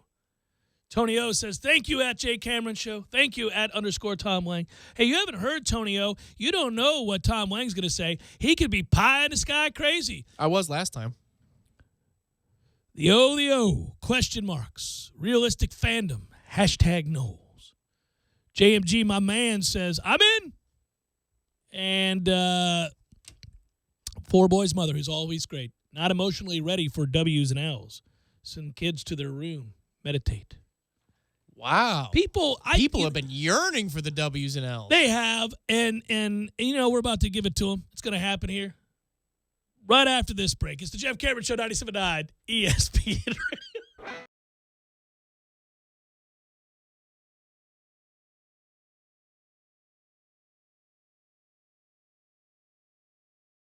When you're in need of auto repairs, look no further than NEECE Tire and Auto Service. NEECE has been in business for 16 years with long-term, knowledgeable sales associates. They have the latest wheel balancing machine in the industry. And for passenger vehicles, they service AC, brakes, suspension, tune-ups, and much more. Never sit through a long wait. NEECE Tire and Auto has 10 service bays to get you back on the road quickly. If you have tire problems, check out their large inventory with various Goodyear and Michelin tires. NEECE Tire and Auto Service, 4792 Bluntstown Highway, 574-4100.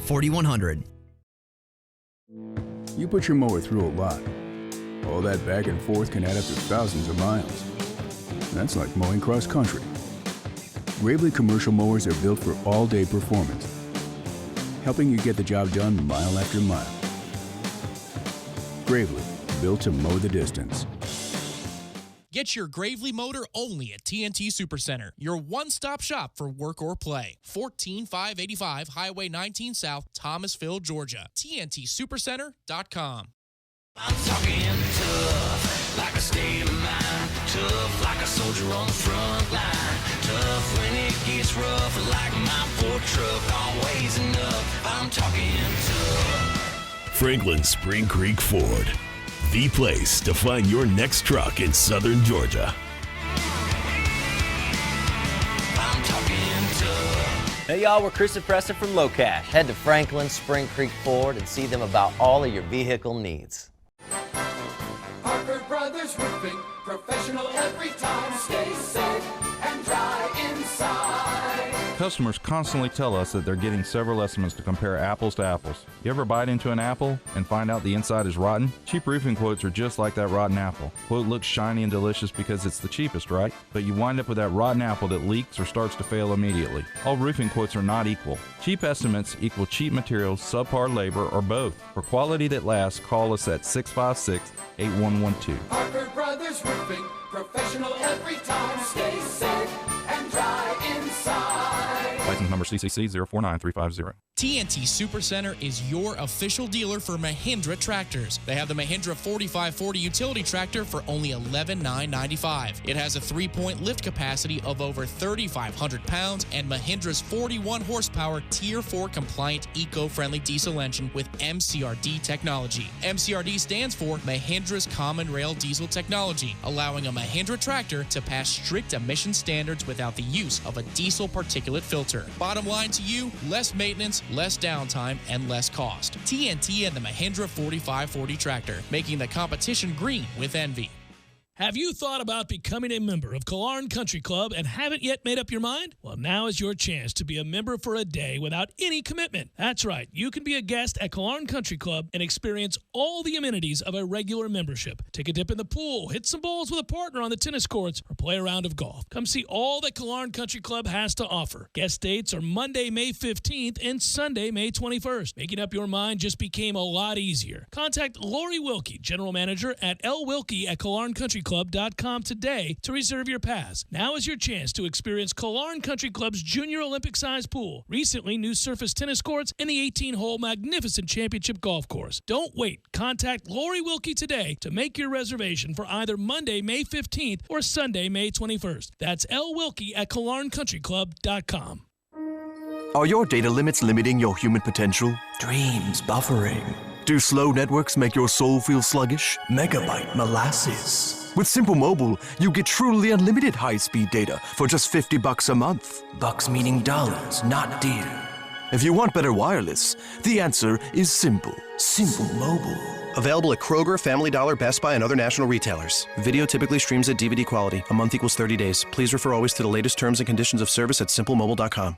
You wake up to birds chirping before the alarm even starts to ring. It's 6 a.m. and dawn's barely here. A choir of birds singing in your ear. It was cute at first, but now it's just the worst.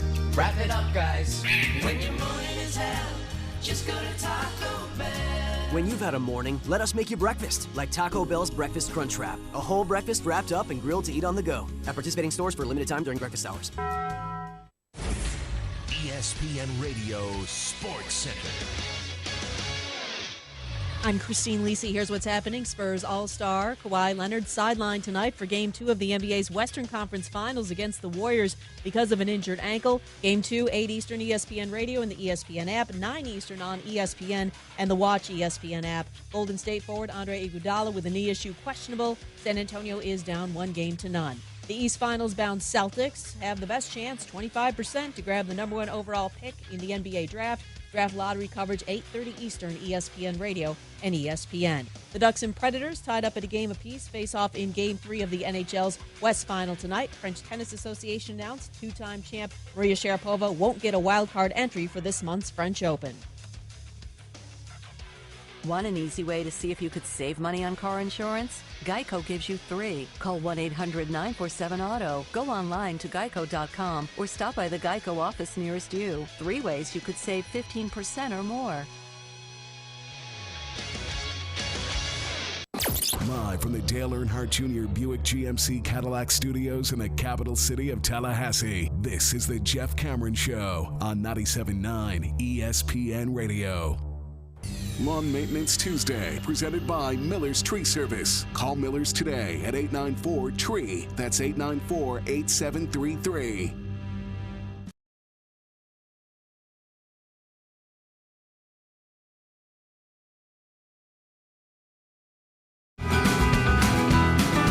As an aside, there's a manhunt underway for the coast-to-coast bandit who's robbing banks from L.A. to New York, and he does so wearing a Mets cap.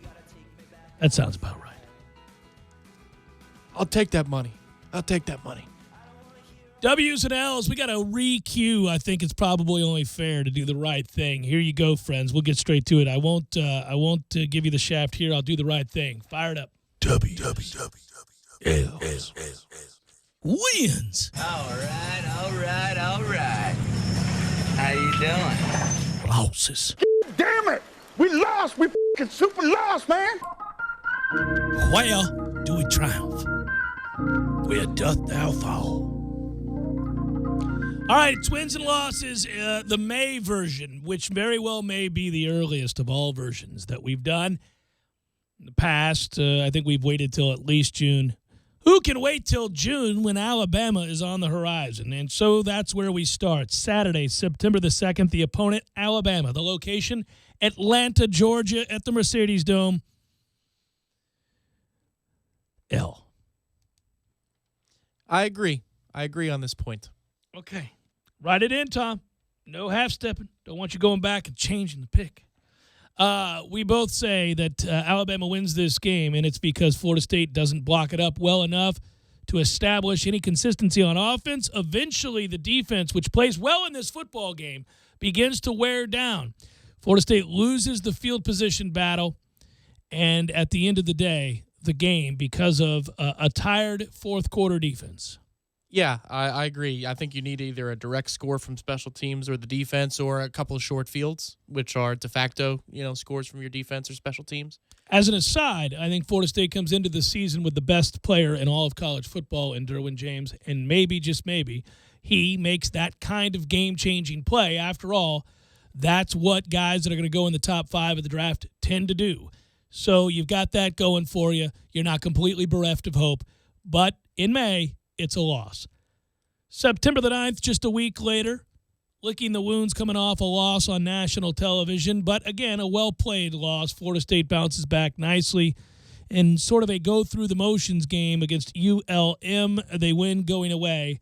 Florida State is now 1-1. Got a W there at ULM? Oh, yeah. It's a 49-6 type game. Nothing great, but hey, all right, we're off the schneid. Let's get ready for the next week. Let's keep things alive as Miami comes in for their annual ass beating. Miami, of course, hasn't beat Florida State going on a decade as we move ever closer, and this will be one more step in the greatest of all steps towards the Platinum Bohica. Miami falls to Florida State yet again, and Jimbo Fisher remains undefeated against the Miami Hurricanes. I know people that got accepted to the University of Miami, have graduated from the University of Miami, are about to be doctors from the University of Miami, and they have never seen Miami beat Florida State. Woo! Woo! What kind of sorry-ass streak do you got going there, Miami? Until proven otherwise, right? Is that got to be, right? That's a W for with the Florida put the State. 8 there? I am. Yeah, there you go. Nicely done. 8 in a row. I am deeply saddened, however, by the fact that we don't get an opportunity to beat Brad Kaya yet again. Brad Kaya of the never won a meaningful game in the history of the Kaya family. Here we go. NC State here. Sleeper tough. This could be a problem. Very good defense that they've built there at NC State. That front is a problem for an offensive line that I don't trust. Great defense. Lots of big bodies. At least, however, this game is at home. Florida State edges NC State in a game that's probably closer than many of you think it's going to be as we sit in May. Again, remember, when you've gone against Alabama and Miami in 2 of the first 3 weeks and you're not getting a week off, this is September 23rd, which is right after the Miami game. So, again, no bye week here. I think it's a tired Florida State team that gives you cause for concern into the second half, but wins this game, is good enough on defense to shut down an NC State offense, which will be average at best, and wins the game. Florida State's now 3-1. All alert points. Perfect analysis. W. I agree with you. Perfect analysis. All right, so it is that Wake Forest comes to town. Excuse me, I've got that wrong. We head to Winston-Salem. It doesn't matter. Could be the moon. We'll beat Wake Forest, silly, as we are wont to do. 4-1. Florida State's rebounding nicely at this point after losing that first game to Alabama in Atlanta and has regained the attention of the national media as they have, again, rattled off 4 straight victories and are trying to work their way back into the conversation of a college football playoff. Yep, gearing up. That's our final week before we hit the bye. So Nice. let's hit the bye in stride in Winston-Salem. As we go into the month of October and lament the fact that it's still 94 degrees in Tallahassee and it's October, and once again, like clockwork, I say to you, it's freaking October. Why is it 93? We then get to the 14th, and I go, it's the middle of October. Why is it 93? But we're at Durham, North Carolina. The atmosphere electric at Wallace Wade, but it's not enough. Florida State wins again, this time beating the limp handshake soundly yet again. Jimbo can look forward to being on the receiving end of that limp fish of a handshake. The salmon salutation. It is just the sorriest of handshakes that you will see. Then probably the game I'm most looking forward to be real honest with you, a game that I'm looking forward to maybe more than I am the Alabama game, and there is truth to that. Saturday, October the 21st, those bastards from Louisville roll into town after having had their way numerous times over with Florida State just a year ago. Hapless, helpless, sorry is what we were on that fateful afternoon, and a game that still bothers me. Does Florida State bounce back and get their revenge win at home?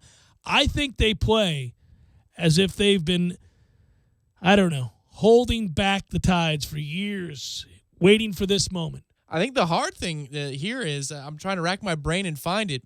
Maybe the 2013 Clemson game, but our rivals have been so neutered, in state the last 5 seasons or so that, and Clemson isn't that nasty of a rivalry, that I feel like this has the most personal feeling to it of any game in a long time. Well, when you have your face shoved in it for as long as we did last year, and you have a coach who later on in the season references that game and says, maybe I should have scored 80 on Florida State, and the uncomfortable truth of the moment is that he could have. Yes, It takes a nasty moment like that. I mean, maybe Florida 2010? Is that what we're thinking here? Clemson 2013? It's an atmosphere that we're all looking forward to, an inset atmosphere. Kelly gets his revenge. Florida State moves the ball successfully, wins this football game yet again, gets back to where they should be in stride, rolling Big River after the loss to Alabama. I agree. That's a W. That October 7th bye week, I think, is spent solely on Louisville and Jimbo sending a message to the Petrino family, not just Bobby. I hope so. Boston College is next at Chestnut Hill. That is a victory every single season. If you'd like to play the clip, you can. It's always fun. What's better than this? Guys being dudes. You having a pastry? My man can't get it done again, but he'll have his boys ready. They're just outmanned. Florida State wins, going away against Boston College. And by going away, I mean 21-7. Where you don't feel like you're in trouble at any point during the game at all? No, you never feel like you're worried, but you're also not duly impressed with the performance or the execution. What's better than this? Guys being dudes. Thanks, Coach. What's better than this? Guys being dudes. You know, as I go through the schedule, really was worried about this offense, but I like the schedule. You know, it kind of shapes up nicely as we do it here, don't you think? Yeah, I think the sleeper on this year's schedule you pointed out was the NC State game. The NC State game could be problematic. Yeah, it's the fourth game in a row to start the year. And you're bound to be beat up. You're beat up. You've already gotten up for the Alabama game, crashed down for ULM, gotten up for Miami, crashed down. If that was on the road, what would you have done with the letters? Would you have chosen W or L? Against NC State, I always go into the game expecting a victory. It's hard not to. I understand that hasn't always played out that way, but it truly feels like an upset every time they beat us, whereas it doesn't always feel like an upset if we lose other games in the conference. It didn't feel like that big an upset to lose to Louisville a year ago. It doesn't always, certainly if you lose to Clemson on the road, it doesn't feel like an upset. So NC State, though, falls in the category of upset. I got us beating Syracuse because it's Syracuse. Then we go on the road against Clemson, and I got to tell you, at Clemson, South Carolina,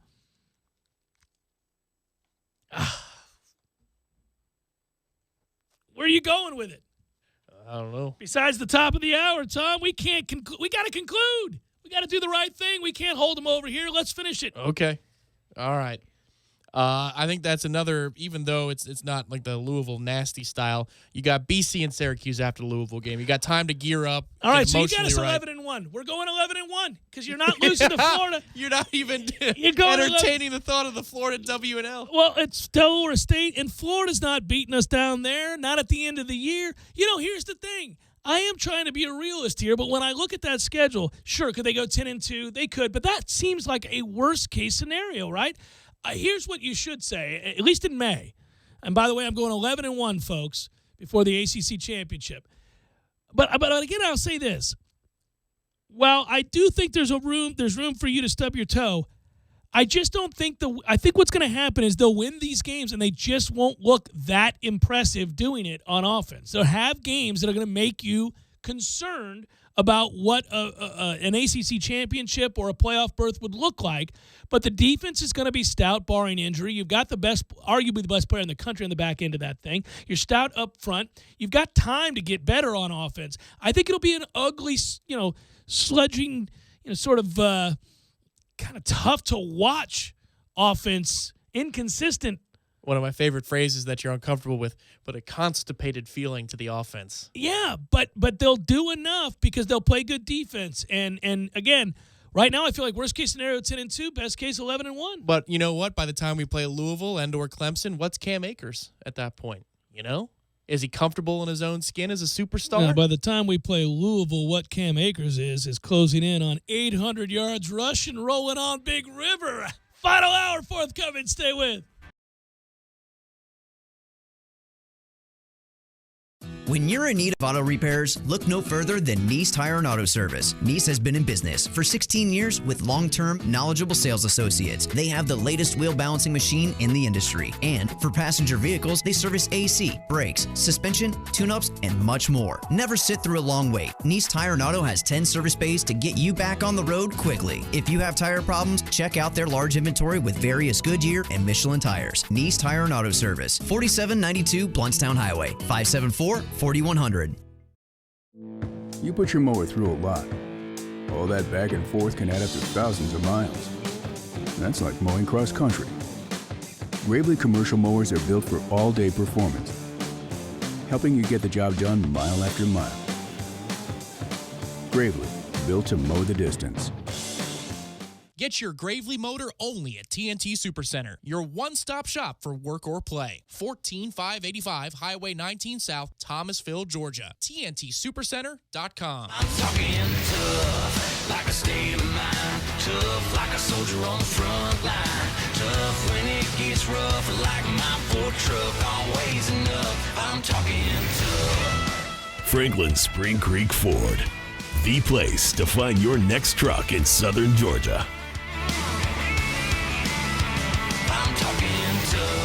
Hey y'all, we're Chris and Preston from Low Cash. Head to Franklin Spring Creek Ford and see them about all of your vehicle needs. 2163, 800-509-2163, 800-509-2163, 800-509-2163.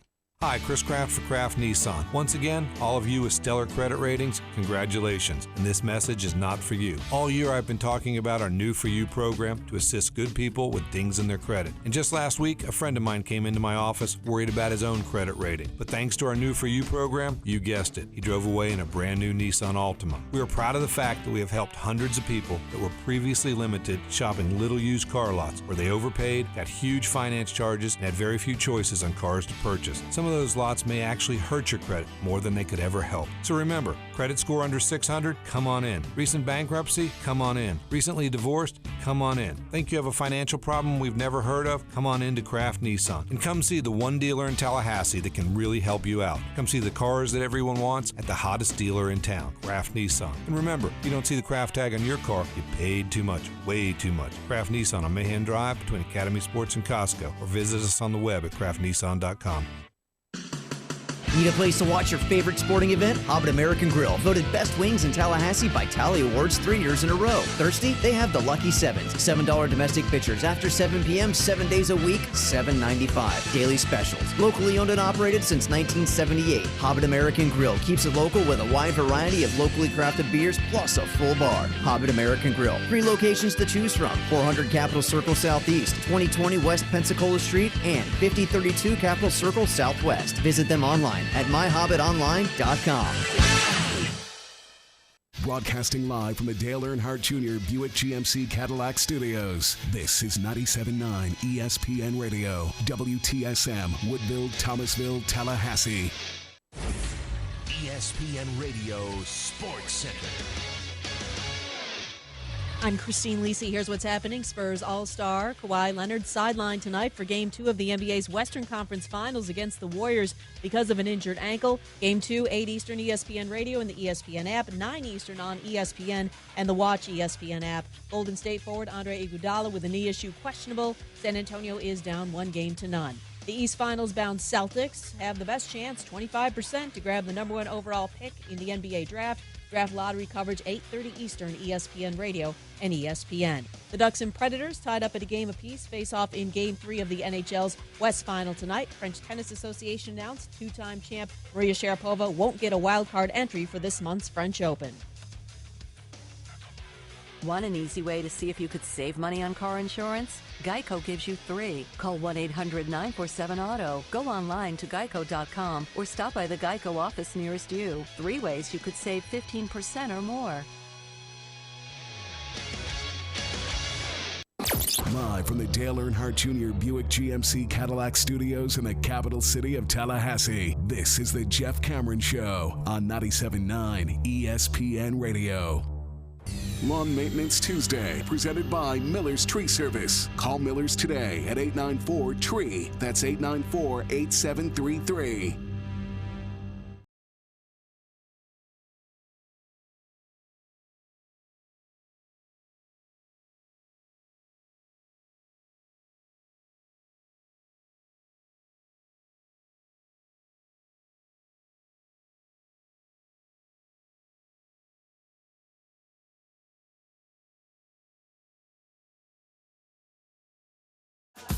Final hour of the Jeff Cameron Show, at least for today. Thanks for tuning to it, and a fine Lawn Maintenance Tuesday to you and yours. I'm Jeff, that's Tom. We're online, ESPNTallahassee.com. Matthew is directing the show today, and he has been spectacular.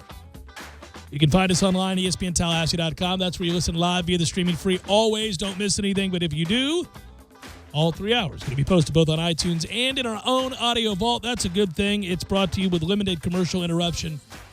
Carlton Dean, the folks at SVN, Southland Commercial, have the resources, the knowledge, the experience, and the ability to teach you ways to make money in commercial real estate and also income-producing properties. Go to carltondeen.com to learn more. Should note that the email address is jcs@979espnradio.com. On Twitter, it's @JCameronShow. Thanks for the follow. If you want to watch us perform the program, you can go to YouTube, type in ESPN Tallahassee, and that way you can watch. Hello, everybody watching. So, I don't know, it's kind of a weird deal. At the end of the last hour, we did Amaze W's and L's, and I had kind of dogged this offense that I think is going to be somewhat suspect and frustrating at time. But I think those two things can be true at once. I think that the offense can be a source of frustration and that they can win a lot of games in ways that are less than pretty and keep on keeping on. That's the idea, survive and advance, right? Let's say you lose that game to Alabama, and I did predict that they would. That's not exactly going out on a limb there. But then turning around and saying that, look, the way the schedule plays out is kind of in your favor. You've got ULM the following week. That's a win. Miami, who's just basically an annual beating. They come in here in week 3, and they're breaking in a new quarterback against this defense in Tallahassee. No, sorry. I mean, look, if you put the shoe on the other foot and say, I'm Miami, and I am this unrealistic Canes fan believing this is the year that I'm going to beat Florida State, just as I say every year, but never do. It would be hard for me to get behind that prediction because, again, breaking in a new quarterback and being on the road in Tallahassee doesn't seem to bode well against what we think will be the strength of this team, which is a nasty, nasty defense led by arguably the best player in the country. Again, that'd be hard to pick Miami. Could they win the game? Sure, but we're in the prediction business here in May. No, I won't say that they can or that they will. NC State, I give a better shot to beat Florida State than I do Miami, even though that game, too, is here. I like that defense quite a bit, and I do think our offense is going to struggle. And if you turn the football over there, you could lose a low-scoring affair. Wake, no. Duke, no. Louisville humiliated this team a year ago, and I have a hard time believing that that's not a game in which, really, the ultimate in spirit of competition, pride, you reach down deep as a man after having been emasculated, and that's a nasty disposition that takes the field that hopefully night, right? Love for that to be a night game. Oh, yeah. Raucous crowd. Oh, man. I think that's going to be the sense of like blood in the water. I mean, people are going to be angry. Would you release all maintain ordinances for that week? Say, let it go. Let me tell you something right now. Saturday, October the 21st. Circle it on your calendar. If that's a night game, guys, it's a Cat 5. But, I understand. If things get off the tracks, you want to remember the game, though. Anything short of, losing memory and, going to a medical facility. Don't hurt yourself or anybody else, but everything else goes on that particular night, man. Goodness gracious. So do you want to assign percentages to these W's and L's? That's later in the month. Okay. We do percentages later in the month. It's going to be hard to, what would you put the percentage at in the game against Louisville? We'll find out later in the month. Right now I'm leaning towards a 55-45, 55% chance of victory. Okay, since you did that. Just Louisville. Okay, so you have, think about it. All right, you play NC State. Let's just say that game is the dangerous one in September beyond. Well, from a sleeper standpoint, that's the dangerous one on the schedule. Yeah, Sorry. sleepy, yeah. Not in September. You're playing Alabama and Miami. I like that we can just summarily dismiss Miami on a regular basis. Makes me smile. Okay, then you have Wake Forest bye week, Duke before Louisville. So you got weeks. You got weeks to get ready for this Weeks thing. to get it right, man. So I'd list it as a 63.7% chance. The football coaches, amongst other staff at Florida State and throughout the ACC, the various universities and their staff and athletic departments and so forth, meeting there at Amelia Island for the ACC spring meetings. Jimbo Fisher spoke at those meetings. We'll find later in the hour for you. We have a little bit of audio from Jimbo Fisher. But the big news earlier in the day, anyhow, was about Mercedes-Benz Stadium. If you missed that last hour, we updated you that Stan Wilcox spoke to the press briefly and did answer questions regarding the readiness of the venue in Atlanta, which we're all excited about, that Florida State-Alabama game. And he did say everything is on schedule. He did say that they expect that to be, not a problem. But the contingency plan was the Georgia Dome. But again, I keep hearing that while they're behind and they've had to push things back by about a month as far as completion date, everything will be a go. We noted, too, that there's a lot of money involved in this. I mean, the broadcast and the conference and the magnitude of this game with College Game Day there, etc. Obviously, I think that everything that you could possibly do is being done to make sure that stadium is ready on time for a game like that. Yes, on all fronts. This is a showcase moment for the city of Atlanta, and they need to be considered as well. I'm sure that they want to not be going back to the Georgia Dome for the Alabama-Florida State game. Sure, they want their season ticket holders to be all taken care of for the Atlanta Falcons, but again, if you want to put yourself on the map as a place that's worthy of hosting national title games, Super Bowls, huge concerts, you want the Alabama-Florida State game, a crown jewel matchup in the sport, to be one of the first that you throw out there for people to consider. Because here's what's going to happen. You know it. It's the way they did it with Jerry's World, and it was a couple years old.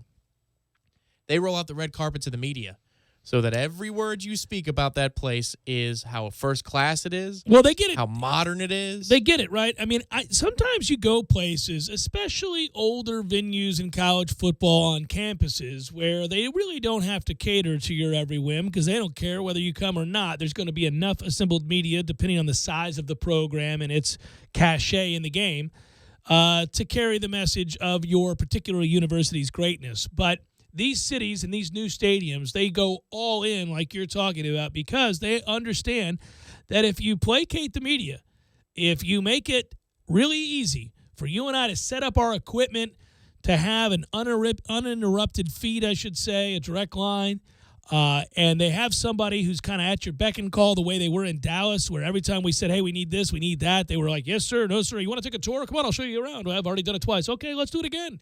They were amazing.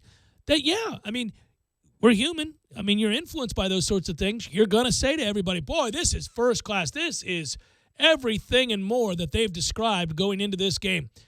And I would assume they'll be doing the exact same thing in Atlanta, sure. Across all media, the lead up to it is from an ESPN standpoint, from a college football Sirius XM standpoint, from our market, their market, markets that just embrace the game. This is a college football national championship level game. It's going to be hyped as such, even though you have no idea how good we are. And you have a pretty good idea of how good Alabama is, but are they the eighth best team in the country, or are they the best team in the country? They're top 10. But for a game in which you have no context, it's the first game of the season, this is going to be billed on that level. So, yes, you want that building to be tip-top shape. It's going to be tip-top shape. If it's not, that's an all-time blunder. I mean, that would be like hosting. Let's just say the blunder. I think it'll be. I don't even think it's a question. Yeah, well, that's really what I'm saying. Like, imagine the I Falcons actually, held on to that massive lead they had over the Patriots and won the Super Bowl. They would be hosting that. Was first, that 28-3? It was 28-3. The third quarter. My God. Or it might even be the fourth. I don't know. I've forgotten already. But it was a massive lead.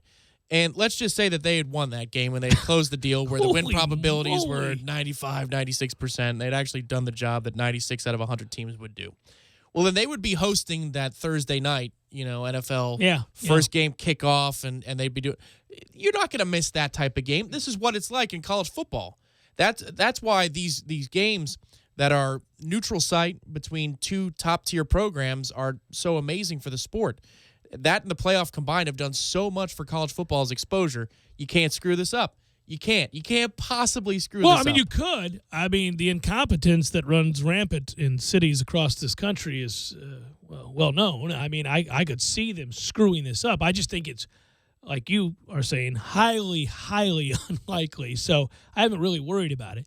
And, again, Stan Wilcox was asked about it and answered and said, no, it shouldn't be a problem. Nothing major to report about what's happening there. They should be good to go. Ira Schafel of warchant.com was able to ask Stan Wilcox and others specific questions. And one of them was on the new scoreboard going in the south end zone above the Champions Club. Wilcox said it's going to be in place before the end of the summer. So if you wanted to know that, new scoreboard in place before the end of the summer.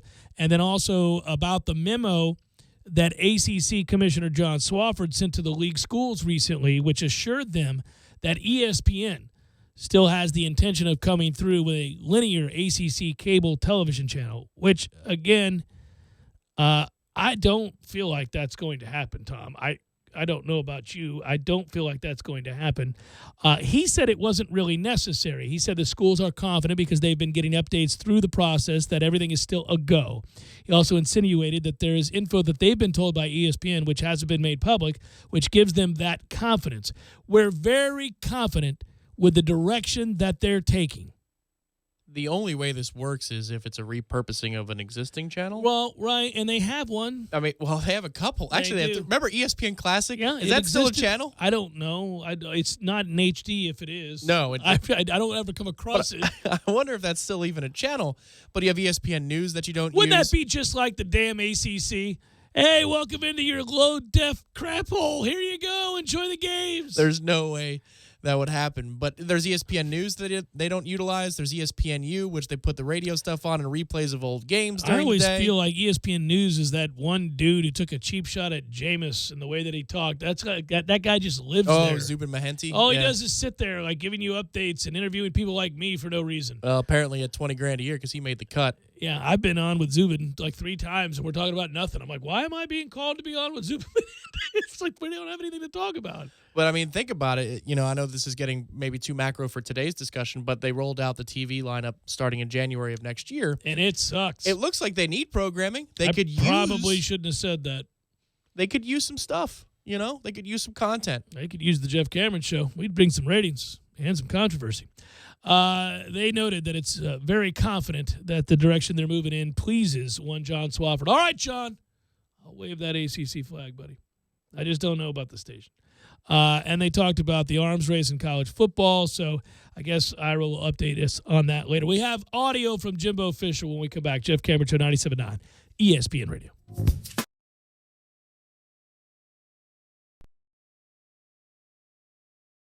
When you're in need of auto repairs, look no further than NEECE Tire and Auto Service. NEECE has been in business for 16 years with long-term, knowledgeable sales associates. They have the latest wheel balancing machine in the industry. And for passenger vehicles, they service AC, brakes, suspension, tune-ups, and much more. Never sit through a long wait. NEECE Tire and Auto has 10 service bays to get you back on the road quickly. If you have tire problems, check out their large inventory with various Goodyear and Michelin tires. NEECE Tire and Auto Service, 4792 Bluntstown Highway, 574-4100.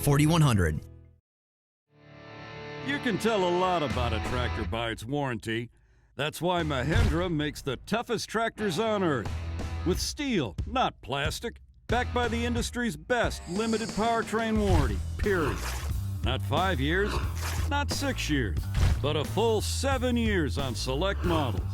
No wonder the other guys are green with envy. No money down, 0% interest, and no payments until July. Available at TNT Supercenter. I'm talking tough, like a state of mind. Tough, like a soldier on the front line. Tough when it gets rough, like my Ford truck, always enough. I'm talking tough. Franklin Spring Creek Ford, the place to find your next truck in southern Georgia. Hey y'all, we're Chris and Preston from Low Cash. Head to Franklin Spring Creek Ford and see them about all of your vehicle needs. YOU. Woohoo! Banditos! Huh? Where? Banditos Burritos, baby. TNT Supercenter is your official dealer for Mahindra tractors. They have the Mahindra 4540 utility tractor for only $11,995. It has a 3-point lift capacity of over 3,500 pounds and Mahindra's 41 horsepower Tier 4 compliant eco-friendly diesel engine with MCRD technology. MCRD stands for Mahindra's Common Rail Diesel Technology, allowing a Mahindra tractor to pass strict emission standards without the use of a diesel particulate filter. Bottom line to you, less maintenance, less downtime, and less cost. TNT and the Mahindra 4540 tractor, making the competition green with envy.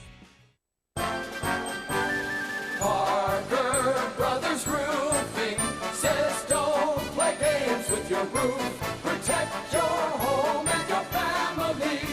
The Parker Brothers tell you the truth. We'll fix your roof, cause it's what we do. With quality, integrity, and pride. Parker Brothers Roofing, professional every time. Stay safe and dry inside. Customers constantly tell us that they're getting several estimates to compare apples to apples. You ever bite into an apple and find out the inside is rotten? Cheap roofing quotes are just like that rotten apple. Quote looks shiny and delicious because it's the cheapest, right? But you wind up with that rotten apple that leaks or starts to fail immediately. All roofing quotes are not equal. Cheap estimates equal cheap materials, subpar labor, or both. For quality that lasts, call us at 656-8112. Parker Brothers Roofing, professional every time. Stay safe and dry inside. License number CCC 049350. Are your data limits limiting your human potential? Dreams buffering. Do slow networks make your soul feel sluggish? Megabyte molasses. With Simple Mobile, you get truly unlimited high-speed data for just $50 a month. Bucks meaning dollars, not dear. If you want better wireless, the answer is simple. Simple Mobile. Available at Kroger, Family Dollar, Best Buy, and other national retailers. Video typically streams at DVD quality. A month equals 30 days. Please refer always to the latest terms and conditions of service at simplemobile.com. You wake up to birds chirping before the alarm even starts to ring. It's 6 a.m. and dawn's barely here. A choir of birds singing in your ear. It was cute at first, but now it's just the worst. Wrap it up, guys. When your morning is hell, just go to Taco Bell. When you've had a morning, let us make you breakfast, like Taco Bell's Breakfast Crunch Wrap. A whole breakfast wrapped up and grilled to eat on the go. At participating stores for a limited time during breakfast hours. Out on the golf course, there are the obvious hazards. There's the pond, the bunker, the rough, the even rougher. Yeah, put me down for an 8. The giant maples.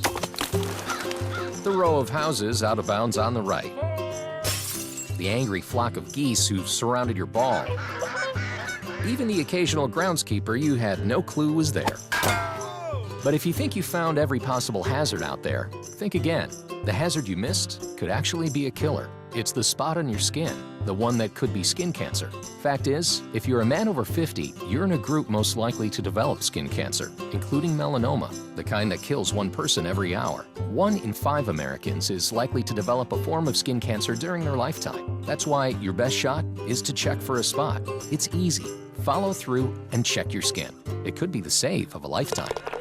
Go to spotskincancer.org to find out how. A message from the American Academy of Dermatology. This Day in Sports, brought to you by Superlube, 19 Tallahassee area locations. Quick, convenient, no appointment necessary. Get your history lesson weekdays at 5:30 during the Jeff Cameron Show, right here on 97.9 ESPN Radio. Have you ever noticed when you report an accident or a claim to an insurance company, they are very eager to get you to one of their approved body shops. They say that they guarantee the shops work, but what they're really saying is the shop works for them, not the customer. So choose a shop that is working for and looking out for you, someone you trust. It's your choice. Lisa's Paint and Body. License number MP46050. You're locked in with the Jeff Cameron Show on 97.9 ESPN Radio.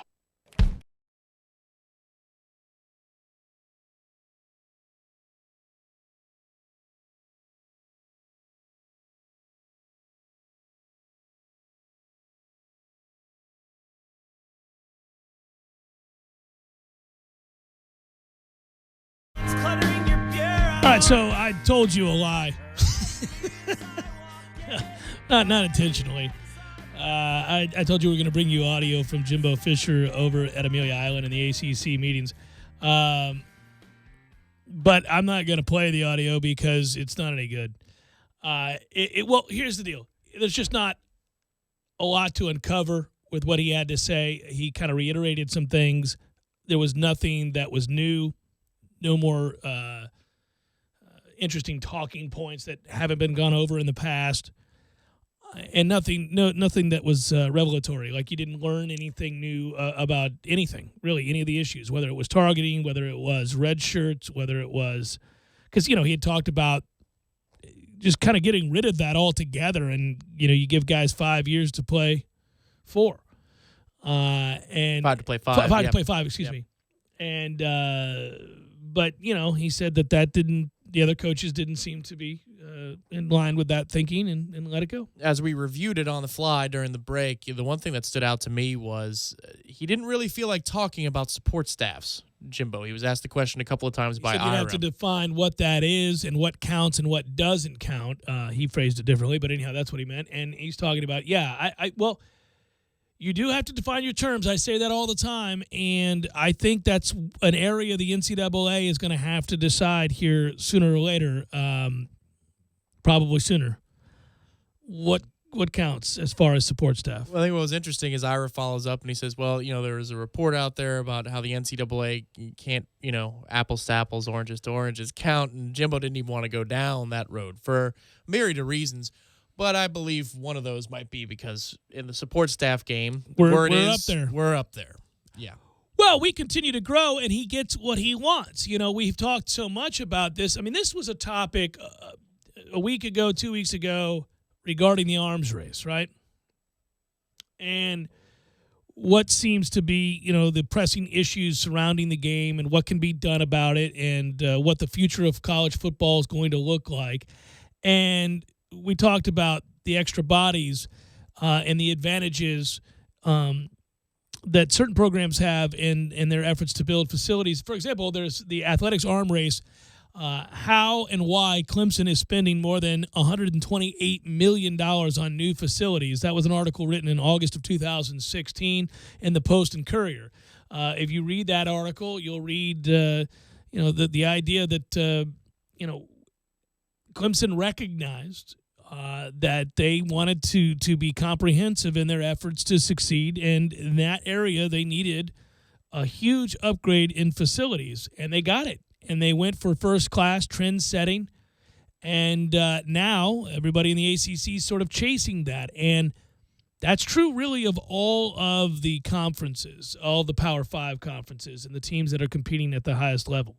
Clemson's athletic department, in this article, and I'm quoting from it, finds itself in the midst of cutting the ribbon on 3 separate facility upgrades in the span of 18 months. A brand new baseball operations center at $10 million, which opened last October. They renovated Little John Coliseum to the tune of $63.5 million when they opened the door on the basketball season in November. And the new football operations center, which was $55 million, and that's February of 2017, which is National Signing Day, of course. You know about that. The bill of those 3 state-approved projects was $128.5 million, which surpasses Clemson's approximate yearly operational spending by more than 50%. So a lot of people have a problem with that, but they did it, and that's what's happened. And that, you go through and look at the various programs that have done something similar. Alabama, Tennessee, Mississippi State a few years ago, Oregon, and Texas A&M. All of those programs have done that, all of them seeking to win over recruits. Obviously, what Nike co-founder and Oregon alum Phil Knight did, spending $140 million on a complex the exact same size or thereabouts as what Clemson did. That's in Oregon, where traditionally speaking, they really haven't had the means by which to compete from a recruiting standpoint, but they were seeking to change that. I can remember before Alabama built, the cascading waterfall in the locker room, that Oregon photos would surface of its facilities, of the media room, even of the meeting rooms for the players, and you go, whoa. That's that Phil Knight money. But now every big-time program is throwing in that type of money. Well, Oklahoma State. I mean, think T-Boone. about T-Boone Pickens, what he did there. And obviously that's a successful program. They haven't quite broken through on the highest of levels, but they've been close. Look, when a program like South Carolina has set aside $50 million for a football operations center, and then you look at, that's the Gamecocks adding a $14 million indoor practice facility, which opened in 2015. South Carolina. We at least did that much. Ours was around the same kind of bill, wasn't it? About Yeah. $14 million, Somewhere in that same neighborhood. But the point would be that, again, in looking at all of these the escalating costs to compete in college football, people do ask the question, how are we to compete at Florida State? Because we don't have an IPTAY, which is Clemson's 82-year-old scholarship fund and booster club organization. We don't have that sort of thing. Yeah, I remember when we rolled out the Champions Club, but the boosters rolled out the Champions Club, and the amount of money it would cost to be a part of it, and then the season ticket fee, and they compared it to what Clemson pays, or a regular Clemson fan booster has to pay to be a part of that club level, and the IPTAY requirements. My goodness, I mean the asking price to sit in those seats. I remember seeing them; they emptied out pretty quickly in 2013, but it cost a lot to leave that game at halftime. It cost an awful lot for those 30 minutes. You said, screw this, I'm not even watching. Yeah, it did. It's pretty amazing. You're right. And looking at these facilities, it all adds up to the reason that I said to you, and we've talked about it on the air, and I've said to Ira and Corey in particular, when he gets mad about the escalating costs surrounding college football, I've said, look, man, it's going to happen. They're going to do it. Now, how they do that, they're still mapping out and trying to figure out. But to be sure, their hat has been thrown into the ring a long time ago. Jimbo Fisher is tasked and paid handsomely to compete and win more than his fair share of those battles against Clemson and others. And by the way, Louisville is sinking money hand over fist into their programs. Look at that baseball facility. Well, it's kind of like the idea of being a media member versus a media relations person for a corporation or, an institution. Your jobs are going to have you at odds. That's because you're doing your job well, that sometimes your interests are going to conflict, even though you can work professionally or even have a friendship. It's Jimbo's job to put this before the athletic department and to put it before the president and say, this is what we need, to put it before the boosters. And he's doing his job well. But I do see where Corey's coming from, and I agree with it. Like, how many more wins is building a standalone football facility for $40 million going to get you over the course of 10 years? One? It doesn't two? have to make sense, but if one of those wins is the difference between having a chance and then eventually winning a national championship and not, because you got 2 to 3 kids in head-to-head competition with a program that has those kinds of facilities while you don't, or you do and they don't, in this case, then how much is a national championship worth? Well, we talked about that. We talked about what we learned. I think it was in the neighborhood of $29 million over 3 years or over 2 years, an increase in that. And then, God forbid, you happen to have a Heisman Trophy winner to go along with it. Remember that study? Yeah. Yeah, it's merchandising, ticket sales, but then enrollment. People want to go to a school of a winner. Right. And so we learned a lot about all that stuff. I couldn't remember the exact study. What was that? Was it... It was a Heisman study. Was it Emory? It was about winning a national championship / Heisman. You had the Tim Tebow example, and Correct. then we did it as well. Yeah, we were saying we were projecting what that was. What we were going to stand to gain over the next 3 to 4 years after Jameis won his Heisman and we won the national title. I believe you're right. It was Emory Sports.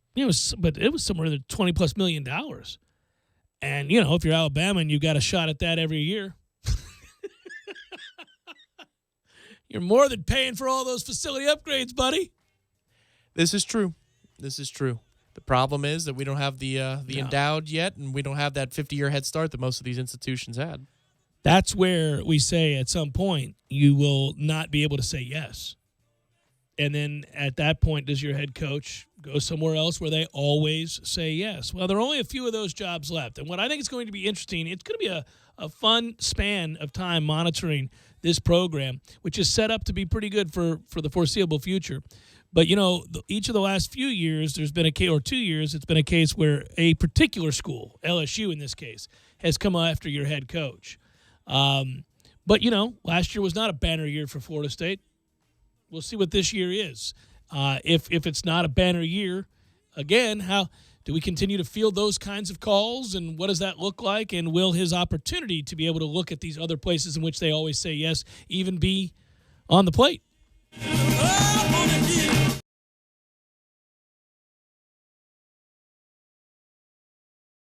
When you're in need of auto repairs, look no further than NEECE Tire and Auto Service. NEECE has been in business for 16 years with long-term, knowledgeable sales associates. They have the latest wheel balancing machine in the industry. And for passenger vehicles, they service AC, brakes, suspension, tune-ups, and much more. Never sit through a long wait. NEECE Tire and Auto has 10 service bays to get you back on the road quickly. If you have tire problems, check out their large inventory with various Goodyear and Michelin tires. NEECE Tire and Auto Service, 4792 Bluntstown Highway, 574-4100. You can tell a lot about a tractor by its warranty. That's why Mahindra makes the toughest tractors on earth. With steel, not plastic, backed by the industry's best limited powertrain warranty, period. Not 5 years, not 6 years, but a full 7 years on select models. No wonder the other guys are green with envy. No money down, 0% interest, and no payments until July. Available at TNT Supercenter. I'm talking tough, like a state of mind. Tough, like a soldier on the front line. Tough when it gets rough, like my Ford truck. Always enough, I'm talking tough. Franklin Spring Creek Ford, the place to find your next truck in southern Georgia. Hey y'all, we're Chris and Preston from Low Cash. Head to Franklin Spring Creek Ford and see them about all of your vehicle needs. Recommended maintenance and keep your records. You can do that at any licensed repair shop in the U.S. or Canada. It's that easy. What's the catch? There are no catches, hidden fees, or gimmicks. Kraft Nissan provides the product as an added value to our customers for doing business with us. So when you're ready to buy from Kraft Nissan, the home of our original and the only real lifetime warranty at no charge. Kraft Nissan on Mahan Drive between Academy Sports and Costco. When it comes to live gaming excitement, Creek Entertainment Gretna is your hometown headquarters. With live poker and simulcast race betting, you've got more winning opportunities right here close to home. Plus, we now offer 3-card poker and Pai Gow in our card room. Satisfy big appetites at Stables, featuring hot and cold sandwiches, salads, and weekend specials. There's always something exciting going on at Creek Entertainment Gretna, I-10 exit 174, Gretna, Florida. Due to an upturn in the economy, Main Street Business Loans has pre-approved the release of millions of dollars in small business funding. Your business may already be pre-approved to receive up to $250,000. We've sent out millions of pre-approval letters. We see the economy growing, and our underwriters believe now is the time to invest in your business so you can grow faster and make more money. And we're prepared to give you up to $250,000 to do it. Your funds can be available in 5 days. There are no application fees, no annual fees, just quick access to up to $250,000. If your business did not receive your approval letter to get up to $250,000, call Main Street Business Loans Approval Desk now. 800-509-2163, 800-509-2163, 800-509-2163, 800-509-2163. Have you heard? Proactive Plus is faster and better than ever. Stay tuned for a 1,000,000 bottle giveaway, and you'll also receive free shipping. Do you have troubled skin? Acne? Well, we have great news. With Proactive Plus, your acne can heal, and you can help prevent new breakouts from happening. Don't miss this limited time offer. Give us a call, because we're going to let 1,000,000 people try Proactive Plus risk-free and get 2 free gifts, and also receive free shipping when you call right now. You heard it. This offer won't last long. So call Proactive Plus now, and you'll receive a 60-day risk-free trial of Proactive Plus, 2 free extras, and free shipping. This is our exclusive radio offer, never on TV. Get your risk-free 60-day trial of Proactive Plus with free shipping. That's right, free shipping. Don't wait. 800-489-1397. 800-489-1397. 800-489-1397. That's 800-489-1397. On demand and live streaming. The all-new WTSM app. Download for iPhone or Android today. We lead busy lives. That's why Superlube offers quick and convenient service with no appointment necessary at any of our 19 area locations. And remember, Superlube offers a free top-off service between oil changes, checking and topping off fluids, and tire pressure. But did you know that right now when you buy one wiper blade, you get one free, just in time for Tallahassee's rainy season? Superlube it every 3 months or 3,000 miles. How I love to superlube my car, yes sir. ESPN Radio Sports Center.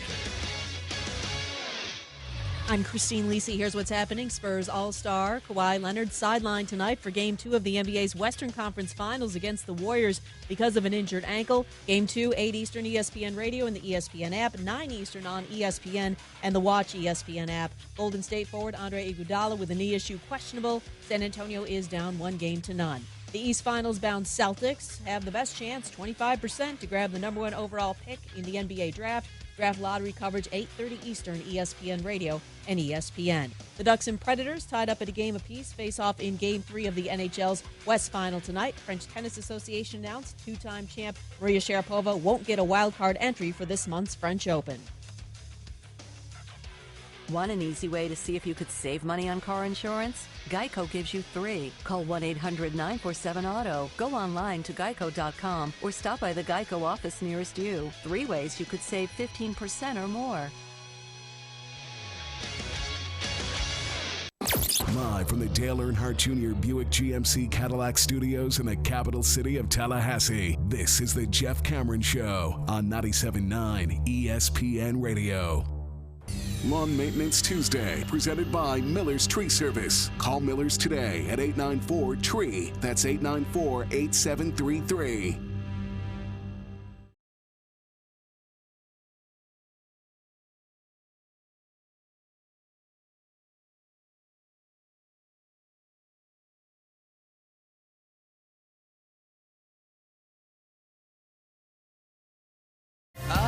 Jeff Cameron Show, 97.9 ESPN Radio, wrapping it up. Before we do, I'm such a sucker, and I think if you'd seen the same article I had, you would too. You know how I always joke around about these silly articles that aren't real articles at all, but rather just kind of items to, they're bait, they're clickbait, or whatever they are, for advertisers.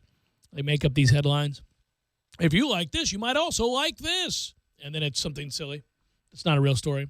This is a real story. It's not really a story. It's just SB Nation. I was going around this morning reading articles, and then I read this one, and I clicked on it realizing, well, it's really just ridiculous. Actually, this afternoon. And in doing so, all it did was reveal that Oregon's going with a more simpler uniform combination this year, and then I guess the Pac-12 is starting to show what their uniforms are going to look like in football this year. And Washington State did too. But because the headline was, will simple college uniforms, will simple college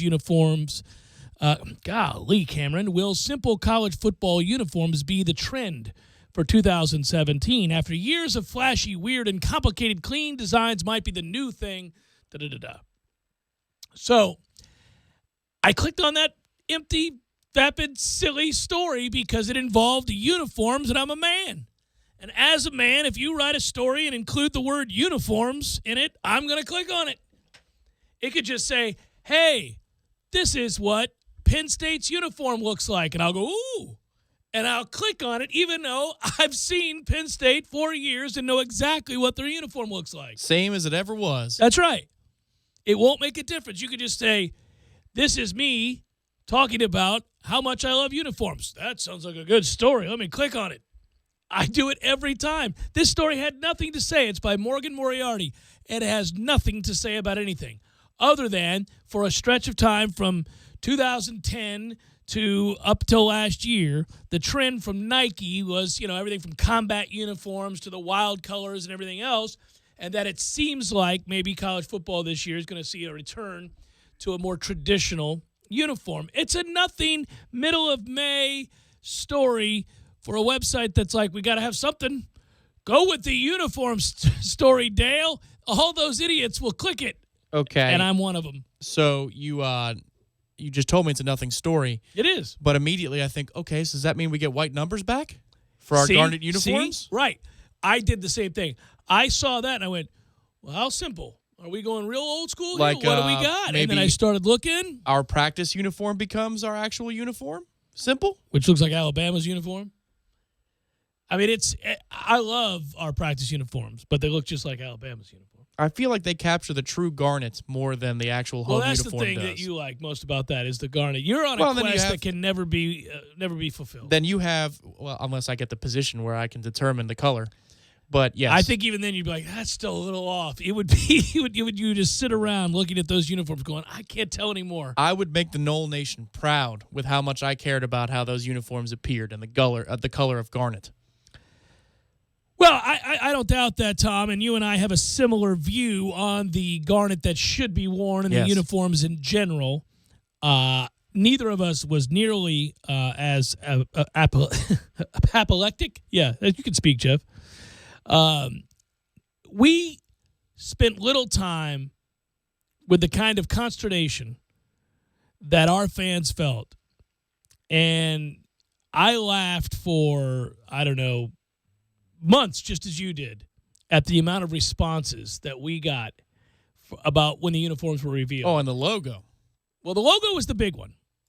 And that made me laugh probably harder than anything else. I'm never going to go to another game. I remember reading that. This is well, I mean, it was akin to blasphemy for some people. Chief Walmart. Nonsense. Looks like Elvis. Although that's kind of true. Well, if you're gonna have Chief Osceola screaming in any way, it's kind of hard to. Without the sound waves, You really can't. I mean, I admit that's something that's kind of been a problem. But it was also, I think the hard part for all of us who weren't as critical, and then the larger fan base who is still very much in that camp. I was always more concerned about the garnet was my point. The garnet, yes, absolutely. The gold numbers I never liked from day one. I remember going on record when they went on the runway. We both got pissed off. And I said, that looks like Boston College, and I don't like it. But it was the shoveling of something from the athletic offices to media members about the reasons for the logo change, right? And whether or not it was given a blessing to be changed by perhaps the Seminole Tribe of Florida, and whether or not they were deeply involved in. Are you saying that some half-truths and I'm lies saying some of no omission, truths, some non-truths. Some half-truths and lies of omission? I'm saying lies of commission. And in that case, apoplectic would be the state of mind you'd be in if you thought you were being lied to in order for Nike to make more money. Mm-hmm. Yeah. But that doesn't mean that the upgrades might not be there. I mean, the logo is far better than the old logo, so that's an upgrade. Oh, somebody just shuddered in there. Oh, I know. No, the logo's better than the old logo, and it is the logo. It's been the logo for some time now. Yeah. I think there have been upgrades. Hell, I like the baseball uniforms more than I used to. They still have the old Seminole, they do for the most part. Fonts, but on the back, the Nike numbers. I like the Nike numbers now. They look a little bit better, more natural. I have been fine with all of this, except for that they haven't done the right thing with the numbers. That's been the biggest thing, meaning football. That's been the biggest thing. Even our garnet's gotten a lot better. It's close. It's just about right. Well, the numbers on the white jerseys solid. when they had to import the garnet because TV said no, and that was the only thing that got them to change anything. Was that TV said no, other than the helmet. They did realize that the helmet looked like knew that was white gold. Well, it was also bulbous. All the helmets looked fat. They did. It was weird. I was like, what's wrong? Well, it's kind of like the Alabama helmets? effect with the uniforms. It makes you look bigger, stronger, right. More than their syringes do. But, they changed it when they got the helmet back. Bless their hearts for doing the right thing. And initially, remember, it was met with great defiance from the fan base. Pushback was they were going to have the gold chrome face mask with the gold helmet. And then remember when Jameis shot the original? I had forgotten about all of that. That was terrible. That was terrible. You can't do And they went that. to the garnet face masks very quickly. They realized that this was a big mistake because what they were going to do is have the garnet face mask on the garnet helmet and then the gold face mask on the gold helmet. Now, I wish they used the garnet helmet more because that looks incredible. And for an alternative game, a night game against a Wake Forest or a Boston College or something like that, I wish we'd break that out more often. But that was the first pushback from the fan base was that. They got that changed. Then TV pushed back on the gold numbers and the white uniforms. They got those changed to garnet. but the garnet on the white uniforms on the numbers looks much better than it does on the sleeves. We're almost there.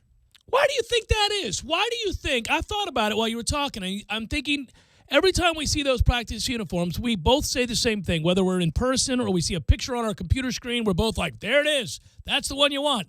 Why is that so difficult to get right with the regular uniform? I don't understand. I don't know, but even I remember when you went over there for the initial tour and the late Monk Bonasaur told you might like these practice uniforms better than the actual uniforms. He did tell me that, and I did.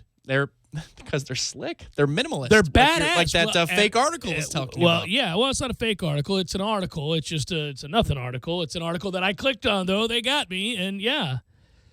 No, there are things about the new uniforms that I do like. I mean, I've been fine by and large. I love the design up on the shoulder pad. Yes, it looks regal with the white so. ones. The garnet ones need a little work. I mean, maybe replace the gold with white or something like that across the board. Yeah. Everything that's gold on that actual top. I would limit the hell out of gold, period. Yeah. Always, except for the helmet. Everything else, white or garnet.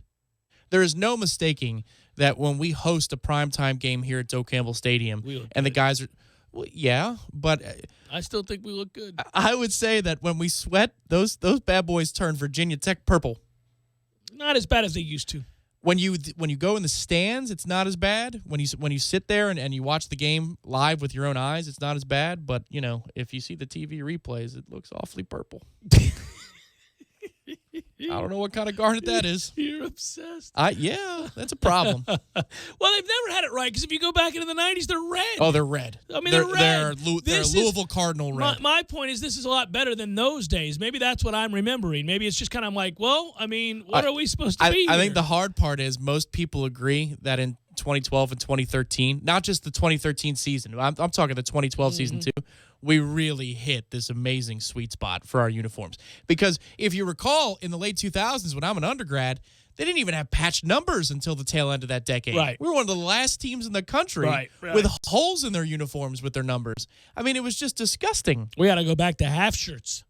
That's what it was like. Half shirts with see-through numbers. Yeah, go for it. Good God. Tearaway jerseys all over again. Probables, fire it up. It's time for, how you say, with the pitching, probables? Rays Indians, Jake Odorizzi and Danny Salazar will face one another. The Indians will probably pound Jake Odorizzi. Although he's been solid since his return, it's just Indians can really hit. Nats, Pirates. Ugh. Sorry, I can't help you. Strasburg, Chad Kuhl is a mismatch. By the way, back in 2010, Strasburg made his major league debut against the Pirates, and he was electric, as we all recall. He has owned my Buccos in that time. 6 career starts against the Pirates. He's thrown 43 innings and amassed 60 strikeouts. We will swing and miss at a Strasburg pitch. That's what the hell we will do. Orioles, Tigers, Wade Miley, Matthew Boyd. We got Astros, Marlins, Dallas Keuchel, and Tom Kohler. Reds, Cubs. Cubs are a game under 500. Bronson Arroyo, 57 years old, out there dealing. John Lackey goes for the Cubs. With the leg kick that takes 9 years. Crazy. Phillies, Rangers, Jared Eichhoff, Yu Darvish. We got Rockies, Twins, Kyle Freeland, Phil Hughes. Red Sox, Cardinals, Eduardo Rodriguez. Lance Lynn goes for the Cardinals. Yanks, Royals. That doofus, fat-ass CC Sabathia starts for the Yankees. Jason Hamill will go for the Royals. You won't see a goofier-looking dude on earth than CC Sabathia. Look at that man's team photo. It's just wrong. That headshot, I would have demanded we reshoot that. I mean, he is a doofus. He looks like Shrek. Literally. Mets, D-backs. Tommy Maloney. Oh, my God. You guys are rolling time. Tough times. Keep going. Tough times. Yep. Zachary. Oh, yeah. There it is. And he's going to hit a home run tonight, too, Greinke. White Sox, Angels, Derek Holland, J.C. Ramirez, Brewers, Padres, Jimmy Nelson, Clayton Richard, A's, Mariners, Andrew Triggs, Chase DeJong.